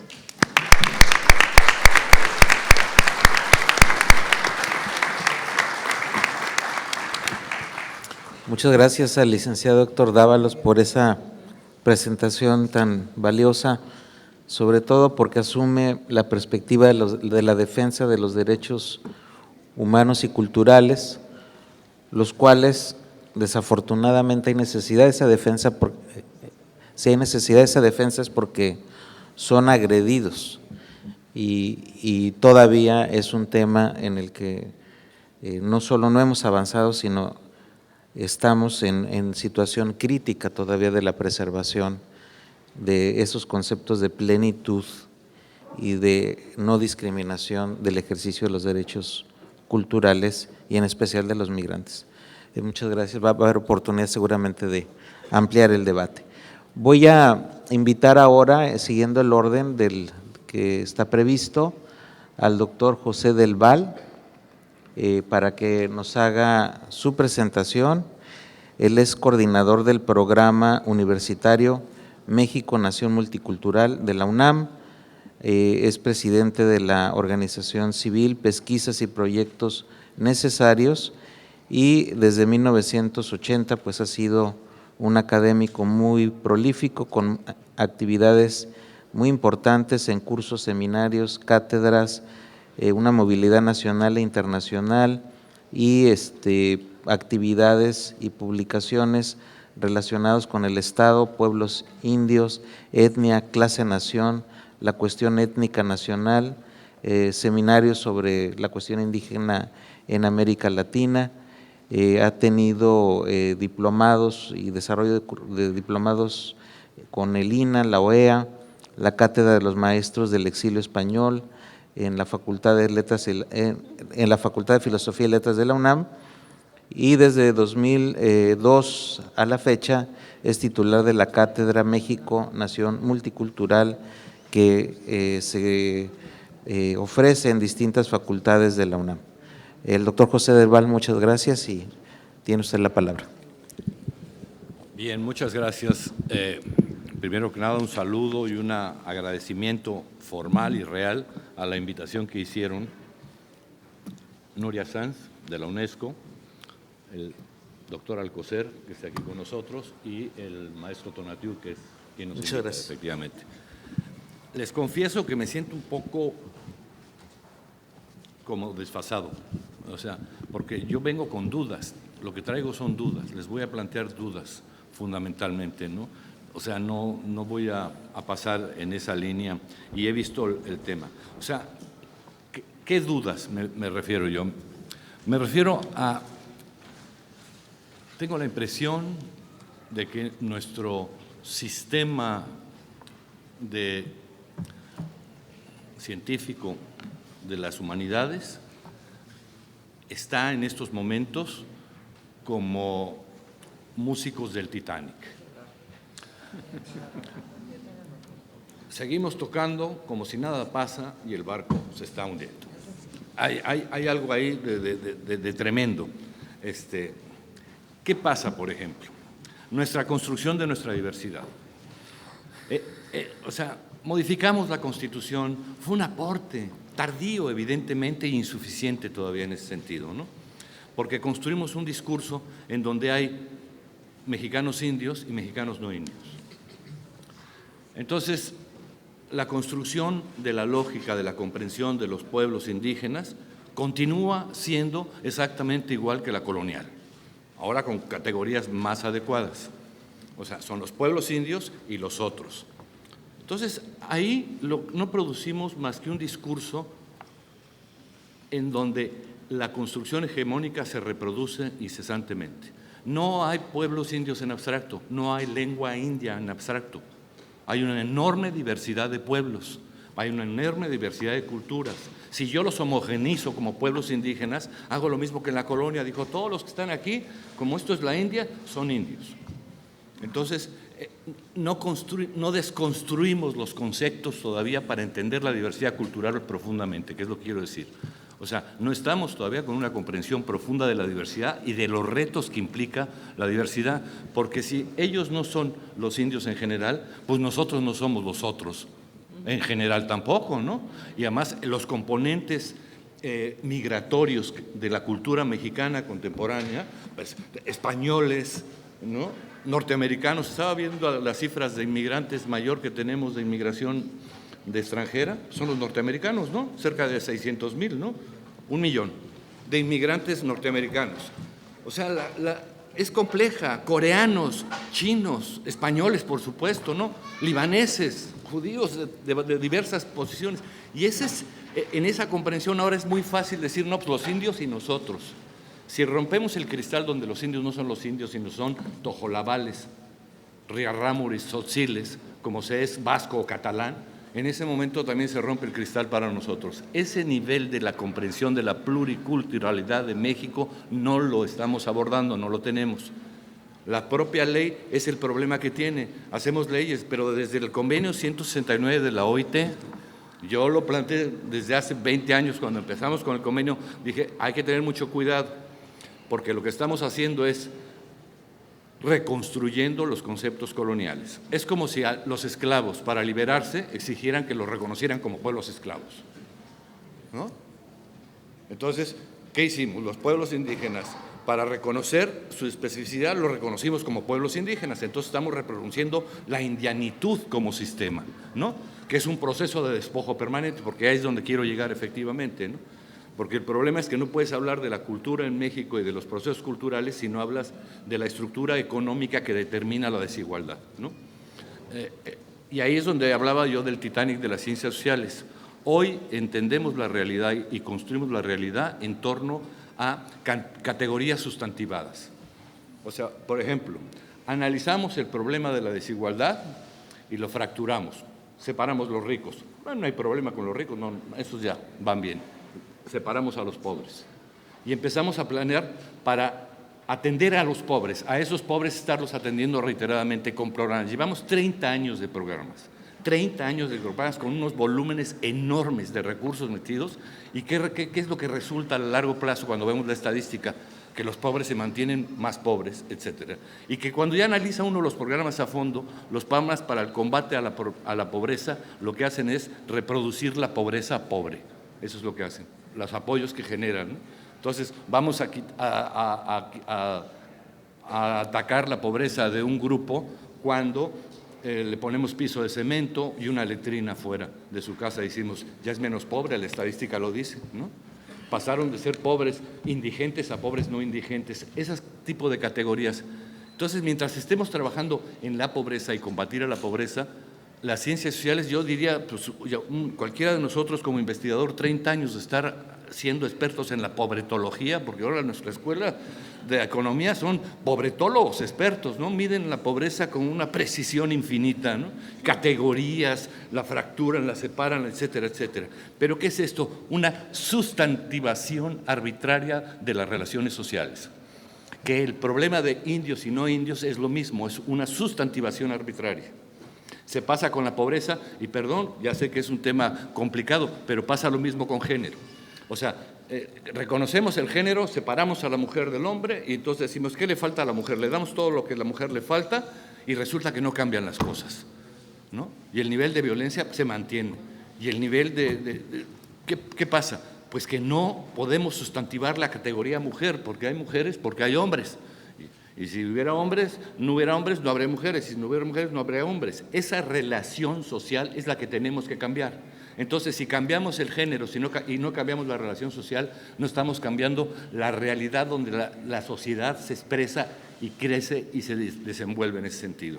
Entonces, si se empiezan a ver, resulta que ahora tenemos un aparato de Estado que opera proyectos para niños, proyectos para niñas, proyectos para minusválidos, proyectos para indígenas, proyectos para madres solteras, proyectos para tercera edad, proyectos así. Y lo que son son camionetas y funcionarios y burocracia, porque lo que tenemos en México son familias. ¿Por qué no operamos para las familias? O sea, cuando yo quiero hacer un plan contra la pobreza, hago planes para las familias, no para una parte de la familia, ¿no? Luego la pelea con los niños que metemos porque a la niña se le da más beca que al niño y todas esas cosas que dice uno pero eso es de locura. ¿Qué es lo que estamos haciendo? Estamos no comprendiendo que los hechos sociales son la expresión de relaciones sociales. Si yo quiero cambiar las condiciones de un hecho social, tengo que cambiar las relaciones que lo producen y lo reproducen en ese sentido. Entonces, por eso digo yo, como el barco de Titanic, estamos operando con una estructura y un financiamientos y planes y proyectos y programas que no permiten entrarle de lleno a la transformación de las relaciones sociales. Me preocupa enormemente con la relación hombre-mujer. La mayoría de las violaciones se dan en el seno de la familia. ¿Cómo diablos el Estado va a combatir la violación en las banquetas cuando ya se dio en las familias? No tocamos el tema de la familia, es un tema que las ciencias sociales no le entran, efectivamente. Es un tema aislado, cuidado, perdón, con todo respeto, es un asunto del Papa, ¿no? Y de cierto sector social, ¿no? Efectivamente, que nada más toca a la familia, pero nadie toca a la familia. Pero si es el núcleo duro de la realidad, la gente se expresa y vive en familia. No me importa la clasificación de tipos de familia, ahora hay muchos tipos de familia, ya lo sabemos, ¿no? Las familias con tales, no importa eso. La idea de familia como el centro del núcleo de las relaciones sociales de las comunidades contemporáneas. Creo que eso es verdaderamente importante. Nos afecta en los proyectos sociales, nos afecta en los proyectos de formación, ¿no? Por ejemplo, con respecto a la migración, en base a un comentario del doctor Bustamante, que le hicimos una pregunta hace unos años de cuánto calculaba él que de las remesas venía de pueblos indígenas, hemos estado una investigación que lleva varios años, que estamos a punto de terminar con el Instituto de Investigaciones Económicas, y resulta que estamos hablando de cerca del 22 o 23% del ingreso de remesas indígenas a México son de pueblos indígenas. Si nosotros caracterizamos lo que significa ese 22% en miles de millones de dólares y calculamos lo que le da todo el gobierno mexicano en todas las áreas a ellos, meten más dinero a México del que México les da a ellos. O sea, entonces dice, entonces los que están luchando verdaderamente contra el hambre son ellos, efectivamente, en ese sentido. Entonces, esos análisis los debemos de hacer porque la inmigración tiene que ver con eso y los pueblos indígenas están haciendo un aporte sustantivo. Ahora, yo planteo, no tengo soluciones, por eso decía, sino que debemos empezar un poco a replantearnos esencialmente la forma en que estamos construyendo la lógica de comprensión de la realidad social, de las realidades sociales, ¿no? En ese sentido. El otro tema que quisiera también tocar, porque tiene que ver con nosotros, tiene que ver con migración y tiene que ver con la lengua, ¿no? México tiene uno de los mejores programas y más tempranos programas de educación bilingüe, bicultural, bilingüe, intercultural, ha cambiado, etcétera, etcétera. Tenemos cerca de 40 y tantos mil maestros y escuelas, y el programa es un fracaso absoluto, y lo sabemos todos. Y es una tragedia continua, efectivamente. ¿Por qué? Porque nosotros, ¿qué hacemos como proyecto educativo? ¿Reconocemos que México es un país multicultural y pluriétnico y plurilingüístico? Pues reconozcámoslo, asumámoslo. ¿Cómo es posible que la mitad de la población de la península de Yucatán hable maya y no haya una primaria en maya, una secundaria en maya, una prepa en maya, una universidad en maya? ¿Y por qué los purépechas no pueden tener una primaria en purépecha? Y si, ¿vamos a ser multiculturales y bilingües? Sí, yo les digo que sí, en eso sí, yo soy muy pesimista a corto plazo, pero muy optimista a mediano plazo. Yo sé que lo vamos a hacer los mexicanos, sí, pero evidentemente empecemos a pensar que construir una sociedad pluricultural y plurilingüística no es un asunto de broma, no es un asunto de 4 o 5 medidas, ¿no? Hay que empezar los procesos de formación. Digo, yo, habitante del Valle de México, soy un ignorante de mi valle donde nací. O sea, no sé qué quieren decir. Perdónenme que haga nada más un ejemplo que es significativo. Todos los días en la mañana en la televisión aparece alguien que dice el Popocatépetl echó una erupción. hubo una erupción, semáforo amarillo, todos los días, erupción, dices uno, a ver, ¿qué quiere decir? Popo, humo, humo, popo, humeante, Tepetl, el cerro, cerro humeante, eso echa fumarolas hace 30,000 años. Entonces, ¿por qué me preocupo de que eche fumarolas si no me preocupo cuando no las eche, que es cuando es peligroso el Popocatépetl, evidentemente? Pero ¿qué pasa? Es que el náhuatl ese, cuando nos dicen Palero y Achichincle, nos están hablando en náhuatl y no lo sabemos. Y la cantidad de términos y toda la toponimia y todo está en náhuatl y nadie sabe náhuatl. ¿Por qué no nos enseñan náhuatl en la primaria? ¿Por qué no nos dan las estructuras de lingüísticos? ¿Lo tendríamos que hacer en México? Por supuesto, el sistema educativo tendría que asumir el carácter regional y plural pero no lo hacemos, sino nos vamos un poco en una lógica de continuidad, efectivamente. Entonces yo plantearía que lo que tenemos que hacer es eso, porque además la inmigración en México, bueno, la condición humana es migratoria, evidentemente, eso lo dice muy bien, es un documento extraordinario el que prepararon para esta reunión, lo digo así, de verdad, ve claramente que la condición humana es migratoria, o sea que el que estemos paralizados en estados nacionales es un caso particular, ¿no? Y la gente no le gusta migrar, a la gente le gusta irse también, efectivamente, en ese sentido. Todos los mitos de origen es una migración. Sí, señor. Entonces, Permanente. Entonces, yo por eso lo que iba a ser muy sintético, yo iba a traer un texto, pero dije, ya después de lo que dije, no tiene sentido que se los lea, lo dejamos ahí. Pero lo que sí quisiera yo señalar es eso. O sea, que abramos el espacio en estos momentos en nuestras universidades, en nuestros centros, hacer una reflexión crítica verdaderamente de cómo estamos pensando y construyendo la sociedad, con qué categorías, con qué. O sea, no son las encuestas las que nos van a dar muchas veces el conocimiento que requerimos de la sociedad específicamente, ¿no? O sea, porque cuando haces la encuesta es como una estructura matemática para no escuchar creyendo que escuchas, ¿no? O sea, sacas la información, pero no la escuchas, sino la construyes, la respuesta, ¿no? Es así ideal, ¿no? Te voy a preguntar esto, pero yo te voy a decir lo que me vas a decir, ¿no? Entonces vamos en ese terreno. Entonces, sí hace falta en este momento, y el tema de cultura y migración es una crítica profunda al sistema de comprensión y de construcción de la realidad de nuestras universidades, porque sí, yo les digo, yo lo veo aterrorizado, ¿no? Debe ser muy triste para los que están trabajando en estos temas permanentemente, que digan, ¿por qué no cambian las cosas? O sea, no cambian las cosas, ¿no? Pues no van a cambiar así, porque no estamos dando los instrumentos. O sea, si en vez de preocuparnos tanto sobre la pobreza, nos preocupamos por la desigualdad, el esquema cambiaría. O sea, lo que a México le produce problemas es la desigualdad. Nos evitaría tener que generar estrategias para la cultura. Hay que promover la cultura, hay que apoyar la cultura. Digo, no, hay que promover a los creadores. Esos son los que hacen la cultura. La cultura no es una entidad, y además no es una entidad es diferente de las personas. La cultura es las personas haciendo la cultura. Esa es la cultura. Pero el potencial de la cultura mexicana, de las culturas mexicanas, es precisamente eso, que si requirieran del Estado para producirse, pues no. Y las culturas se producen y reproducen con el Estado, sin el Estado o contra el Estado, evidentemente, en ese sentido. Por eso digo yo que es como la materia, la cultura, ni se crea ni se destruye. Y la otra cosa también, el discurso de la identidad. Estamos muy preocupados qué pasa con nuestra identidad. Y yo digo, a cualquiera de nosotros, mexicano, que nos manden 20 años a Noruega, ¿usted cree que se quita lo mexicano? Pues eso no se quita. O sea, porque estamos protegiendo la identidad de la gente así como diciendo, cuidado que va a perder su identidad. La antropología, nosotros hemos sido muy culpables de eso. Que no use tenis porque entonces pierde su identidad. ¿Qué estás diciendo? O sea, hemos construido esa lógica de la identidad como la fenomenología folclórica, digamos, efectivamente, y no es cierto. La identidad es algo mucho más profundo. La identidad es constitutiva del ser. Yo me construyo con identidad, por eso no me la puede nadie quitar ni cambiar, evidentemente. Bueno, no quiero abusar de mi tiempo y dejo ahí el comentario.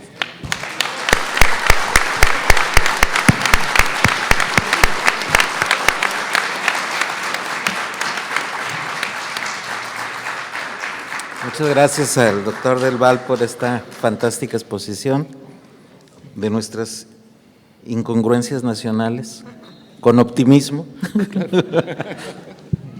pero muy valiosas porque sí pone los asuntos con claridad con respecto a nuestra propia comprensión como nación, como sociedad, y el desfase entre lo que creemos comprendernos y lo que hacemos. Ahí hay un desfase muy notable y agradecemos su valiosa contribución. Corresponde cerrar esta participación a la señora Nuria Sanz, quien, como saben, es gran artífice del evento ahora. Muchas gracias, Nuria. Ahora escucharemos tu presentación. Ella es historiadora y arqueóloga, realizó su doctorado en la Universidad Complutense de Madrid y en la Universidad de La Sapienza en Roma. Ha desarrollado diversos cargos durante largo tiempo en organismos multilaterales, especialmente en los ámbitos de la protección del patrimonio cultural y nacional, en especial en la Comisión Europea, en el Consejo de Europa y en UNESCO. Desde 2012 es directora para América Latina y Caribe en el Centro del Patrimonio Mundial de UNESCO en París y recientemente pues ha sido nombrada directora de la Oficina UNESCO en México. Ha editado más de 20 publicaciones de patrimonio mundial y cuenta en su haber con una extensa labor literaria de cooperación cultural y en temas de cultura y desarrollo. Ha coordinado durante 9 años el mayor proyecto de nominación a la lista del Patrimonio Mundial de la Historia de la Convención del 72, que es el Sistema Vial Andino, que fue elegido como proyecto de buenas prácticas de integración cultural entre pueblos indígenas por las cumbres de jefes de Estado y de Gobierno de Latinoamérica y por el Comité del Patrimonio Mundial. Muchas gracias, Nuria. Te escuchamos. Gracias.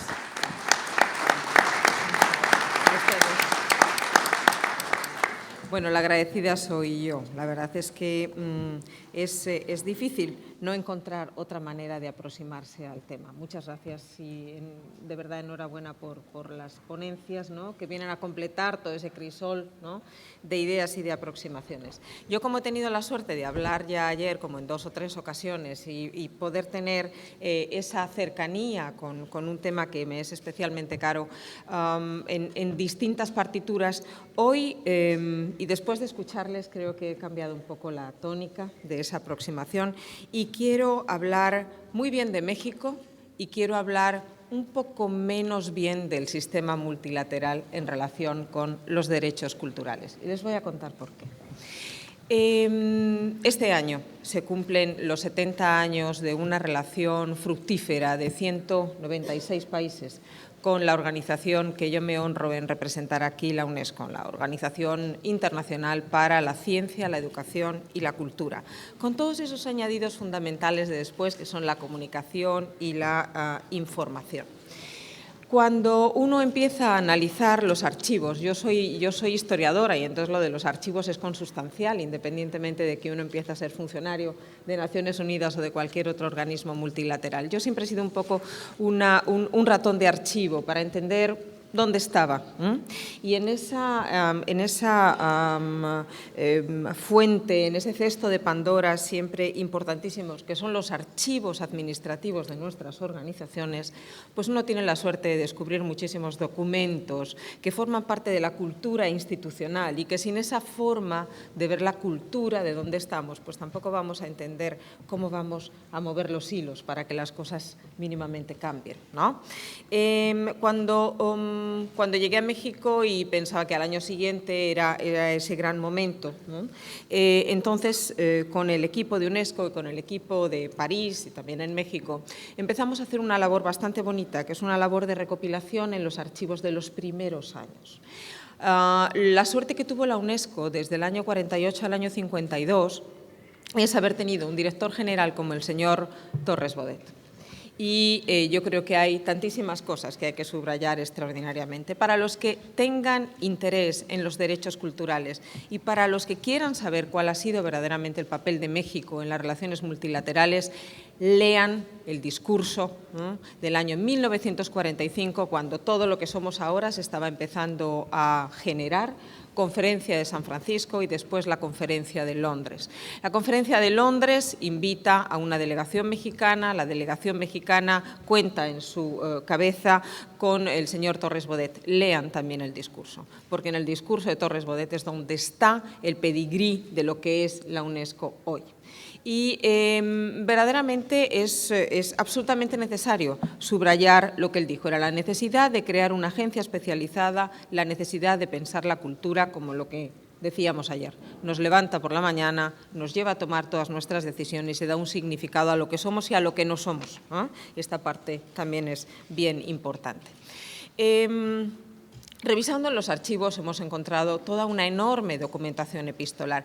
Qué bueno referirse a esas grandísimas personalidades e intelectuales hace más de 70 años, que eran capaces de ser directores generales de la UNESCO y eran capaces de escribir sobre Giorgione y eran capaces de tener un desarrollo epistolar con desde los que luego fueron presidentes y directores generales de la UNESCO, pero también una relación epistolar hasta con la señora Roosevelt. Yo quiero decir que cuando llega Torres Bodet definitivamente a la dirección general de la UNESCO, hay un montón de cosas que cambian su rumbo para que hoy sigamos aquí hablando de la UNESCO y para que sigamos hablando aquí de los derechos culturales. En el año 46, también Torres Bodet representaba a México, pero no era todavía director general. Ocurre una cosa muy importante. Bueno, ya hemos decidido que va a existir un organismo que van a ser las Naciones Unidas, ya hemos dicho que va a haber agencias especializadas, va a existir la UNESCO, pero llegamos al año 46 y las Naciones Unidas deciden que uno de los primeros pilares desde donde construir lo que no tenía que volver a pasar, es decir, desde donde construir la paz después de la Segunda Guerra Mundial, llaman y esto me parece fundamental para los que somos antropólogos y arqueólogos, ¿no? Llaman para construir esa idea a la Asociación Americana de Antropología. ¿Y quién lo llama? UNESCO. ¿Y por qué lo llaman? Porque hay decisiones que vienen del señor Torres Bodet. Esto es único en la historia de las relaciones. Se ha pasado hace más de 70 años. Esto hay que revivirlo y esto es una importancia fundamental que tenemos que saber contar este año del aniversario. Torres Bodet asigna esa identificación de la idea y en el año 46 de una manera valiente, por el momento valiente, empiezan a invitar a una mirada de antropólogos para decir qué es la diversidad cultural en un marco genérico de derechos y en la Declaración de Derechos Universales que se estaba gestando. Y hay un enorme crisol de opiniones, ¿no? Pero hete aquí que la Academia Norteamericana empieza a generar dos polos. Unos que están a favor de decir cualquier diversidad cultural se va a sentir muy cómoda dentro de principios universales y hay un señor que se llama Herkovitz, importante, fundamental antropólogo, y este señor antropólogo dice, pues ¿saben qué? No estoy tan seguro, porque hay tantas formas de relatividad. Herkovitz venía de hacer toda la compilación de lo que hoy entendemos como afrodescendientes, pasó la mitad de su vida, llevaba 30 años trabajando como antropólogo cultural y social en África, y realmente no estaba por la labor de dar su brazo a torcer tan fácilmente, por no decir que había una parte de todo ese universalismo que era absolutamente relativista. Y en esa contradicción se basó una discordia. Y solo en el año 48 Torres Bodet llega a la UNESCO y la enfrenta con una enorme valentía. Y eso es algo que no ha ocurrido en los siguientes 40 años. ¿Qué es lo que hace? Dice a Herkovitz, ok, abre una enorme reflexión, invitan a la academia, cosa que no ocurre en los últimos 20 años. Nuestro mantra y nuestra decisión, y lo que aquí está ocurriendo, es que entendemos que la renovación de la ciencia social es fundamental, es una obligación, pero porque hay una obligación de un carácter supra a esa, que es que la academia no abandone la reflexión que hará siempre tomar las mejores decisiones a la comunidad internacional. La comunidad internacional en la UNESCO es entendida como un sujeto antropológico. ¿Por qué? Hemos dicho siempre, pero ¿cómo lo vamos a mantener más allá de los intereses políticos? Que cualquier cultura es un capital que equipara a todas las comunidades en su diferencia. Esto es es la cuadratura del círculo. Y la cuadratura del círculo podía haber sido seguir pensando en términos de relativismo cultural y en términos de universalidad. Pero ahí está Torres Bodet. Torres Bodet sigue manteniendo una discusión interna en la UNESCO durante sus 4 años de mandato y no se le caen los anillos, como decimos en mi tierra, por hacerse la foto con la señora Roosevelt, la principal foto de la UNESCO con la señora Roosevelt en el año 48, cuando se está aprobando la Declaración Universal de los Derechos Humanos. La manera en la que es concebido el derecho a la diferencia cultural es muy tímida, extraordinariamente tímida en la declaración, porque ya sabían que era pinchar en hueso, ya sabían que eso también era un poco el talón de Aquiles para no llegar a mayores, ¿no? Un poquitín de miedo, y ahí es donde me meto con ese miedo de las relaciones multilaterales. Y esa manera de entender que la diferencia cultural podía generar muchas más tensiones que realmente las que se querían evitar, pues nos ha llevado a no tener una convención sobre derechos culturales. Nos ha llevado a tener una declaración y a quedarnos como a un volumen bajo. Tuve la suerte de formar parte del grupo de expertos que llegó a la Declaración de Friburgo en el año 2007, primera gran apuesta por llamar a las cosas por su nombre, pero fíjense que es una declaración, no es una convención. No es un texto vinculante, es un texto que tiene que tener la voluntad de que sigamos trabajando y discutiendo. Y es ahí donde tenemos que estar, en la práctica académica y en la academia con la práctica, y seguir discutiendo y dar la batalla desde las ciencias sociales. Y ahí me vuelvo otra vez para atrás a Torres Bodet. México ha sido un país extraordinariamente activo en el Consejo Ejecutivo de la UNESCO en más de 10 ocasiones, donde también ahora está formando parte. Hubo un determinado momento que me dio mucho gusto, porque fue antes de mi venida a México. Estaba yo reunida con el embajador Carlos de Caza. Y hace 5 años, todavía la UNESCO y sobre todo los miembros de Commonwealth encabezados por el Reino Unido no tenían como muchas ganas ni demasiada satisfacción en seguir manteniendo uno de los pilares fundamentales de la UNESCO, que era el de las ciencias sociales. Y hicieron todo lo posible por dilapidarlo. Pero México hizo todo lo posible al contrario, encabezando a toda la comunidad latinoamericana, y ahí es donde entra la historia y donde fortalece, ¿no?, en beneficio de las ciencias sociales. ¿Por qué? Porque Torres Bodet, en el año 48, decide que en la UNESCO tiene que haber pues, un laboratorio de ideas, pero un laboratorio de ideas sistemático, y decide llamar a el Congreso de Antropólogos e Historiadores, y esas fotografías son la sala 1, la sala 2 de la UNESCO, y son las que llevamos al Consejo Ejecutivo hace 4 años para que, desde luego, en nombre mexicano y latinoamericano, no se acabara la capacidad de la ciencia social de transformar las políticas públicas multilaterales y verdaderamente llegar a un desarrollo humano parecido a lo que dicen los textos desde hace 40 años. Y eso también es Torres Bodet, eso hay que decirlo. Lo vamos a decir con pelos y señales, pero da mucha satisfacción estar en México, trabajar a nivel multilateral y ver cuál ha sido verdaderamente este papel. ¿Por qué digo todo esto? Ustedes saben, los que me conocen hace ya años, que para mí la academia es, no voy a decirlo infalible, pero sí que voy a decir que es lo genuino, ¿eh? Lo genuino para hacerse todas esas preguntas y ojalá para tener toda la capacidad de responderlas. Quiero decirles que sí que se me ocurre que el tema de los derechos culturales nunca ha sido bien tratado, porque tampoco ha ocupado ni el momento ni el espacio necesario dentro de la ciencia social. Lo que habría que preguntarse también es si la ciencia social hoy en día es suficientemente capaz de atender con sus metodologías a lo que decía el subsecretario, a esa nueva cultura, a la reproducción cultural sistemática, multivariante, a la que obliga la frontera. Y yo creo que todavía no tenemos como demasiados instrumentos, ¿no? Tenemos ingredientes, ¿no? A ver cómo nos sale la receta, pero estamos un poco sin ingredientes. En los últimos años hemos asistido, algunos con intensidad, pero también con tristeza. Si ustedes ven el texto Pueblos Indígenas, Diversidad Cultural, Asamblea General de Naciones Unidas del año 2007, pues después de 5 años de discusión, hete aquí que cuando se va a hablar de las comunidades indígenas, la palabra sacred, ¿no?, sagrado, díganme si no es importante ese concepto, ¿ah?, pues desapareció, porque si no, no se hubiera llegado al texto final. Bueno, estas son tristezas del multilateralismo que también hay que compartir para saber cómo se pueden fortalecer, pues sí, desde la academia y desde la práctica de la academia. Ayer hemos visto con José Manuel, hemos visto con todos ustedes, con Varese, con Martin Oppenheim, hemos visto verdaderamente que la práctica es la que nos hace pues, poder empezar a responder todas esas preguntas. Si volvemos a la Declaración de Friburgo, y por eso también es una declaración, y van al artículo número 1 y a uno de sus párrafos, hablan de nuevo de la universalidad de los derechos, pero hablan de la adecuación cultural.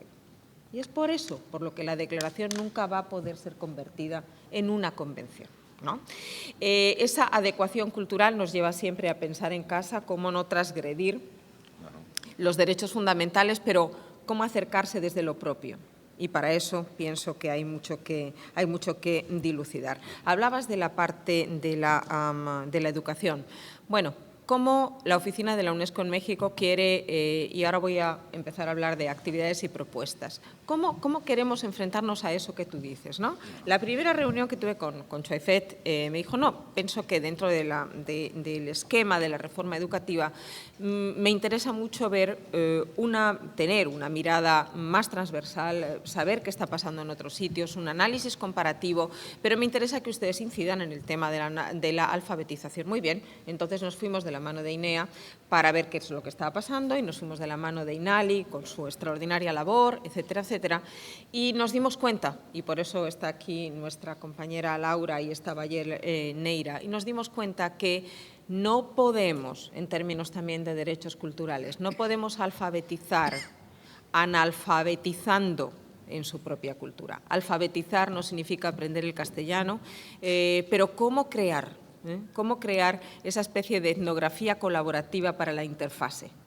¿Cómo no analfabetizarnos? ¿Cómo alfabetizarnos en otras culturas, ¿no? Y esa es la interfaz que no solamente está diluida o transparentizada en el caso mexicano, sino en tantos otros. Y no es fácil. Si ustedes leen la nueva Constitución de Colombia, si leen la nueva Constitución de Chile, en fin, es una cosa bastante complicada, pero que tenemos que hacerla juntos y tenemos que hacerla desde la ciencia social y tenemos que hacerla con una renovación metodológica. Esto es fundamental y desde aquí tenemos que dar la batalla. Más ideas que han surgido desde ayer y que me van rondando por la cabeza y que también las hemos discutido con el rector y que también lo dijo nuestro compañero de la Comisión Nacional de Derechos Humanos, la capacitación. De la misma forma que nosotros hemos trabajado con una capacitación sobre libertad de expresión y sobre derecho internacional público con la Corte Suprema de Justicia, sí que ayer se nos explicaba el papel y el panorama y el escenario de los consulados. Qué bueno sería desarrollar una estrategia de capacitación para que las personas que atienden a los migrantes, aquellos que tienen que hacer jurisprudencia, vean lo que está pasando en otras jurisprudencias, vean cómo se está tratando el tema. Yo creo que la comparación siempre es importante. Y una pequeña capacitación en este sentido me parece pequeña en el sentido de no inundar con otro curso más, sino verdaderamente hacer lo que hemos hecho algunas semanas, pero que ponen en otra partitura la manera de entender la cultura y no solo con los artistas plásticos y no solo en términos de comunidad, como ya se ha dicho en esta mesa.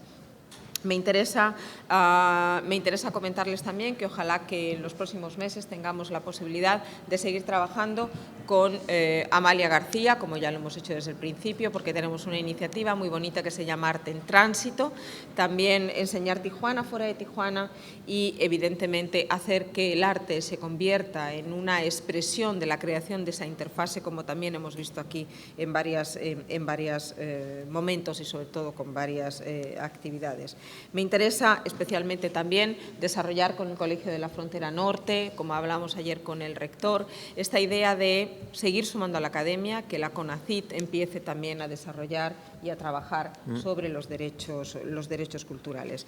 Porque el problema, y esto sí que es nostra culpa o mea culpa, el sistema multilateral no ha sabido ser lo suficientemente valiente como para afrontar el tema con un carácter vinculante, pero con un carácter vinculante desde una reflexión multidisciplinaria, pero multipaís. Eso es lo que no hemos sabido lograr.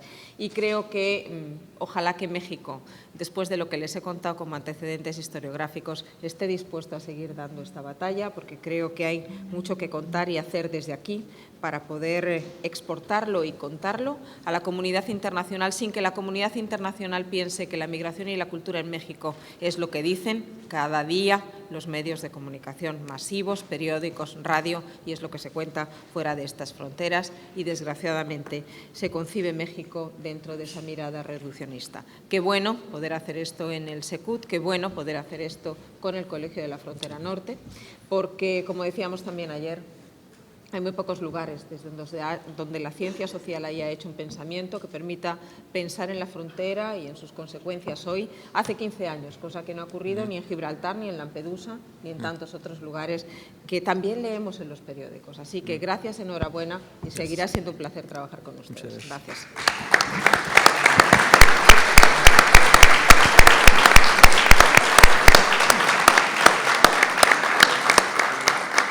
Muchas gracias a Nuria por esa presentación y este balance, luego no muy poco conocido, de UNESCO y del rol de México en una institución tan valiosa como es UNESCO, y la agenda que nos está proponiendo también del todo relevante, y en la que sin duda pues nos encantará seguir colaborando de la manera más activa y creativa.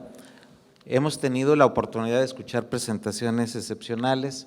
El tiempo es breve, pero me gustaría invitarles a un par de preguntas o comentarios.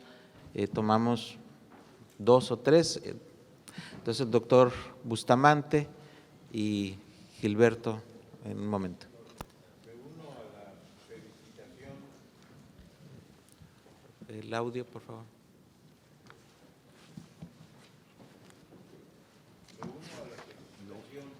Por las ponencias brillantes que hemos escuchado y de las cuales hemos aprendido en lo personal.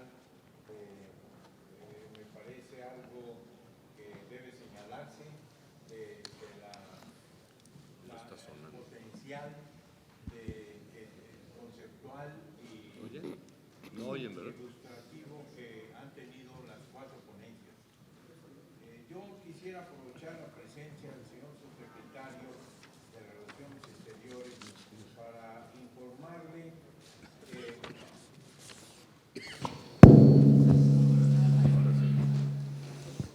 para informarle que ayer hubo una manifestación de protesta aquí en Tijuana de los familiares de los mexicanos que han sido asesinados por agentes de la patrulla fronteriza en los últimos años. Esto es algo que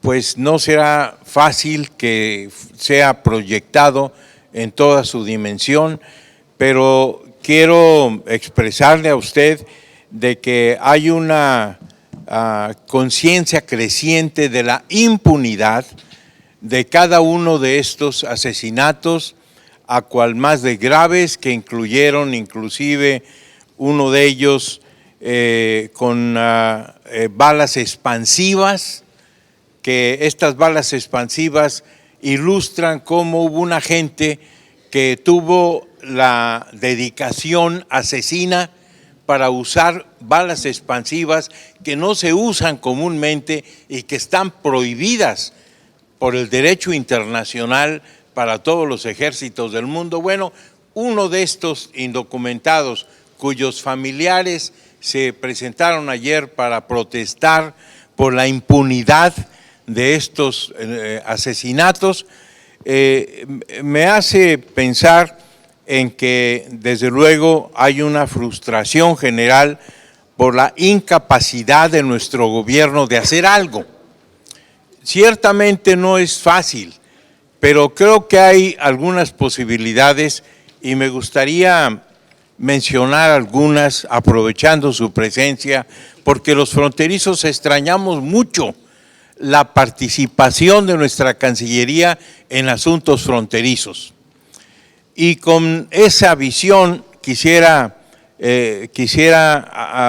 exponer estas ideas. Si un ciudadano mexicano es muerto, pierde la vida en Estados Unidos, y si el gobierno de México tiene la obligación legal de proteger los derechos de los mexicanos en el extranjero, bien podríamos extender esto a la acción de un agente del Ministerio Público que levante un acta por el homicidio cometido en contra de un ciudadano mexicano en Estados Unidos. Después de levantar esta acta y de recoger los testimonios en donde se hará manifestación del rechazo sistemático de Estados Unidos, no solamente de reconocer la responsabilidad de Estado, concepto de derecho internacional muy importante, la responsabilidad de Estado en estos asesinatos, ni siquiera acepta dar el nombre de los responsables involucrados, a pesar de los testimonios de gente que por la frecuencia de estos actos llega hasta conocer los nombres de los agentes de la Policía Fronteriza de Estados Unidos involucrados. Una vez levantada esta acta, la pone a conocimiento del juez, de un juez mexicano que ve el acta y entonces decide proponer que el gobierno de México pida la extradición de estos agentes responsables de asesinatos mexicanos. El gobierno de Estados Unidos seguramente diría que no. Pero entonces aquí el gobierno de México podría hacer un recurso de derecho internacional, que es llamar a la reciprocidad y decirle al gobierno de Estados Unidos: tú no aceptas extraditar a los responsables de estos asesinatos, entonces yo tampoco voy a aceptar tus peticiones de extradición. Esto no habría que hacerlo del conocimiento público. Esto habría que hacerlo discretamente, con la habilidad diplomática que ha demostrado la historia de la diplomacia mexicana, y hacerlo muy discretamente para plantearlo discretamente al gobierno de Estados Unidos. Si se hace con discreción y Estados Unidos se da cuenta que estamos aplicando las leyes mexicanas al hacer eso, esto podría, si se hace con discreción, motivar al Departamento de Estado a tomar en serio la posibilidad de una reclamación de reciprocidad al negarse a la extradición que reclama el gobierno de México. Esto, como usted bien sabe, es aplicar las leyes mexicanas, y esto es en consistencia con la obligación del gobierno de México, del Estado mexicano, de proteger los derechos de sus ciudadanos en el extranjero. Perdóneme la extensión, pero quiero aprovechar una oportunidad que ojalá y se repitiera muchas veces, de la presencia de un subsecretario de la Cancillería en los asuntos fronterizos, y este es uno de los más graves de la experiencia fronteriza. Gracias, Jorge. Doctor Gilberto Jiménez, por favor.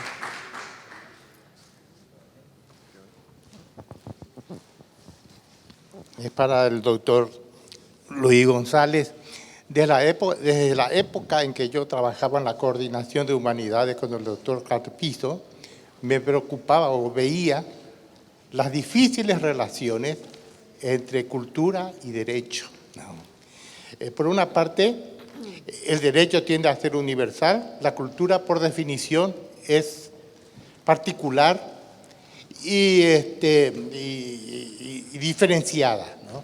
En segundo lugar, el derecho tiende a definir y a clasificar los fenómenos. La cultura es muy difícilmente clasificable y definible, pero que sus contornos. Pero bueno, dejemos esto. El problema del derecho a la cultura. Ocurre que en nuestros pueblos, yo he seguido a los migrantes del Valle del Atlisco por mucho tiempo, no emigran como individuos a los Estados Unidos, sino como miembros de sus comunidades. La pregunta es entonces, ¿tienen derecho a la cultura? No a la cultura en abstracto, sino así como usted enumeró concretamente, ¿no? No emigran como individuos, sino como grupos, y ocurre que en el derecho liberal solamente los individuos son sujetos de derecho. Entonces, nuestros migrantes en forma de comunidad, los mixtecos, ¿tienen derecho como tales?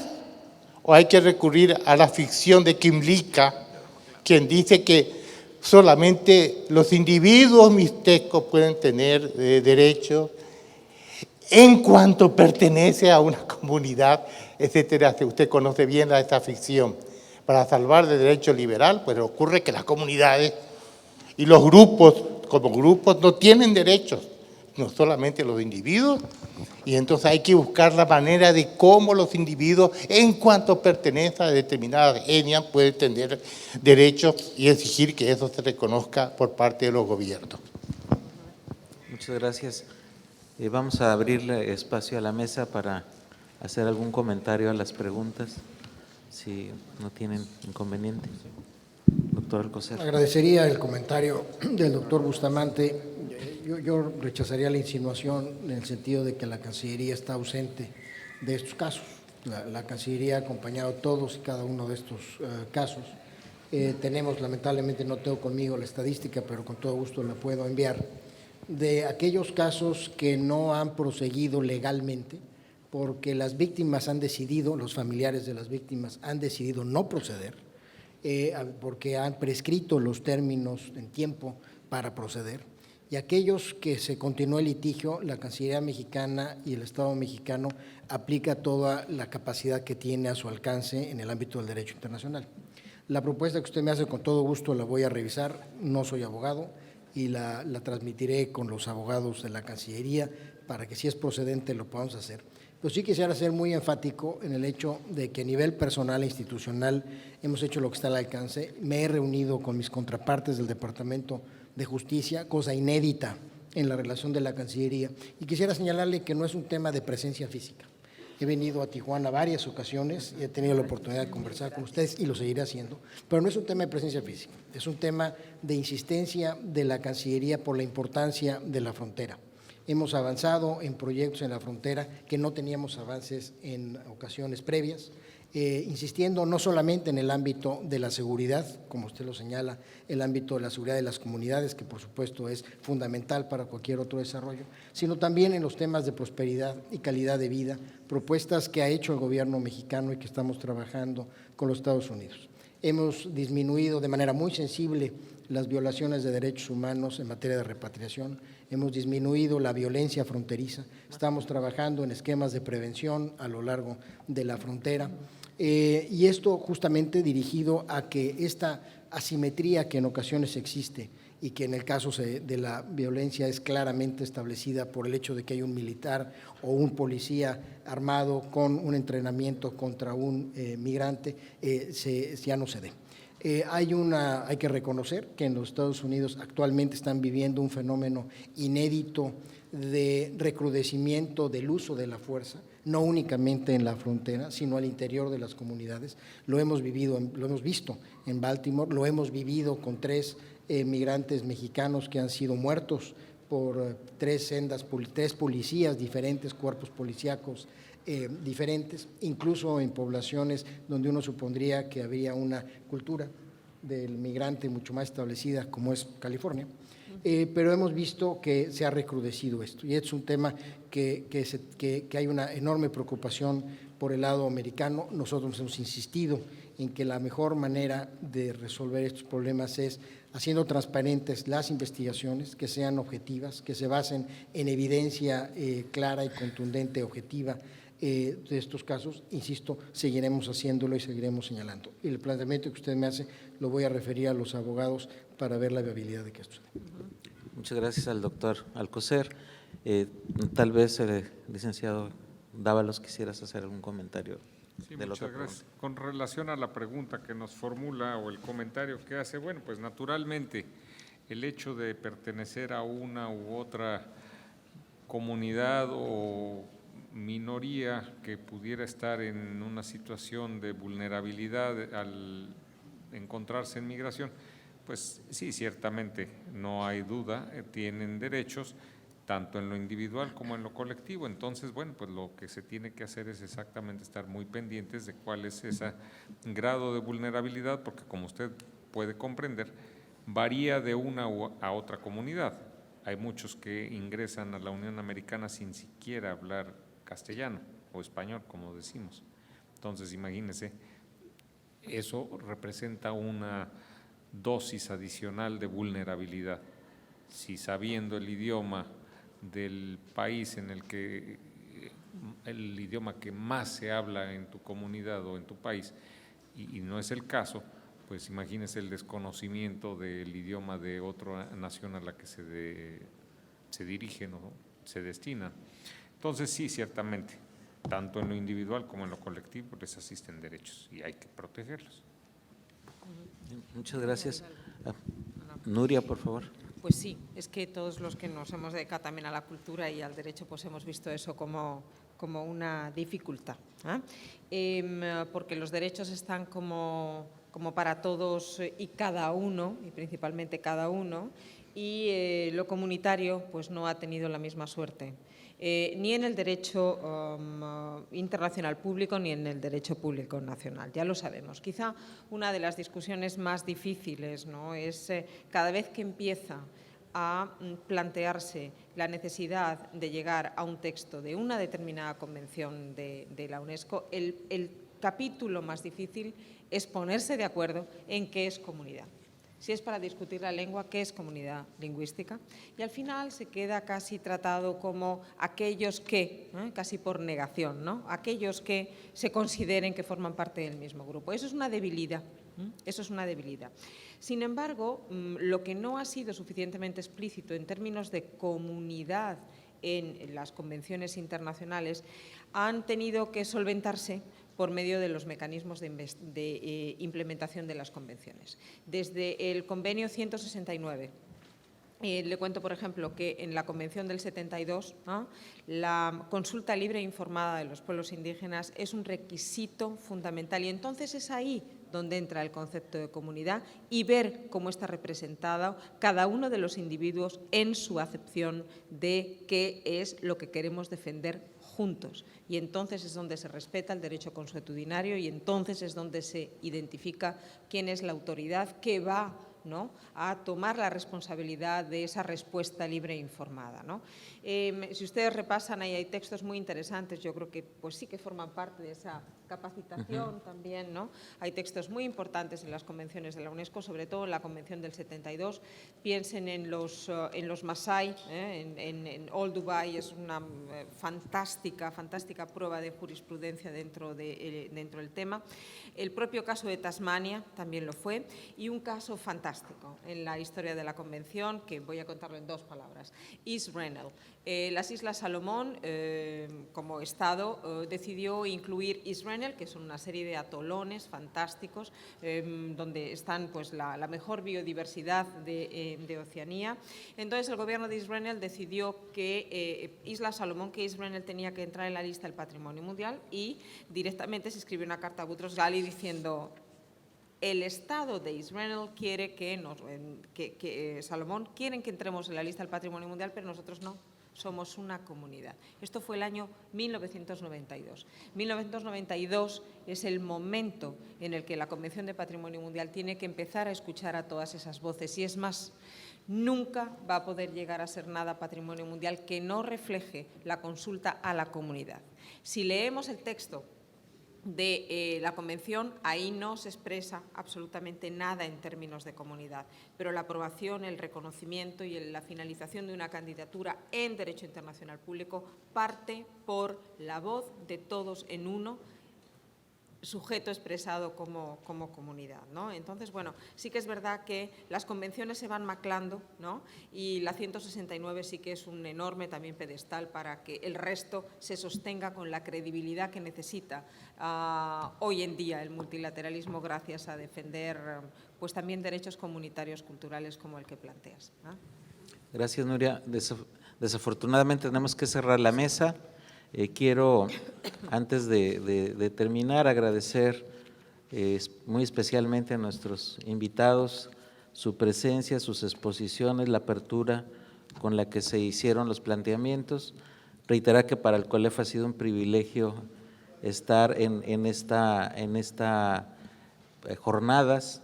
Hemos tenido una larga relación con cada una de las instituciones aquí representadas, con la Cancillería toda la vida, con CNDH, con UNESCO, la UNAM, por supuesto. Entonces, mil gracias, gracias al Secut, gracias a Pedro Ochoa, y seguimos el programa adelante.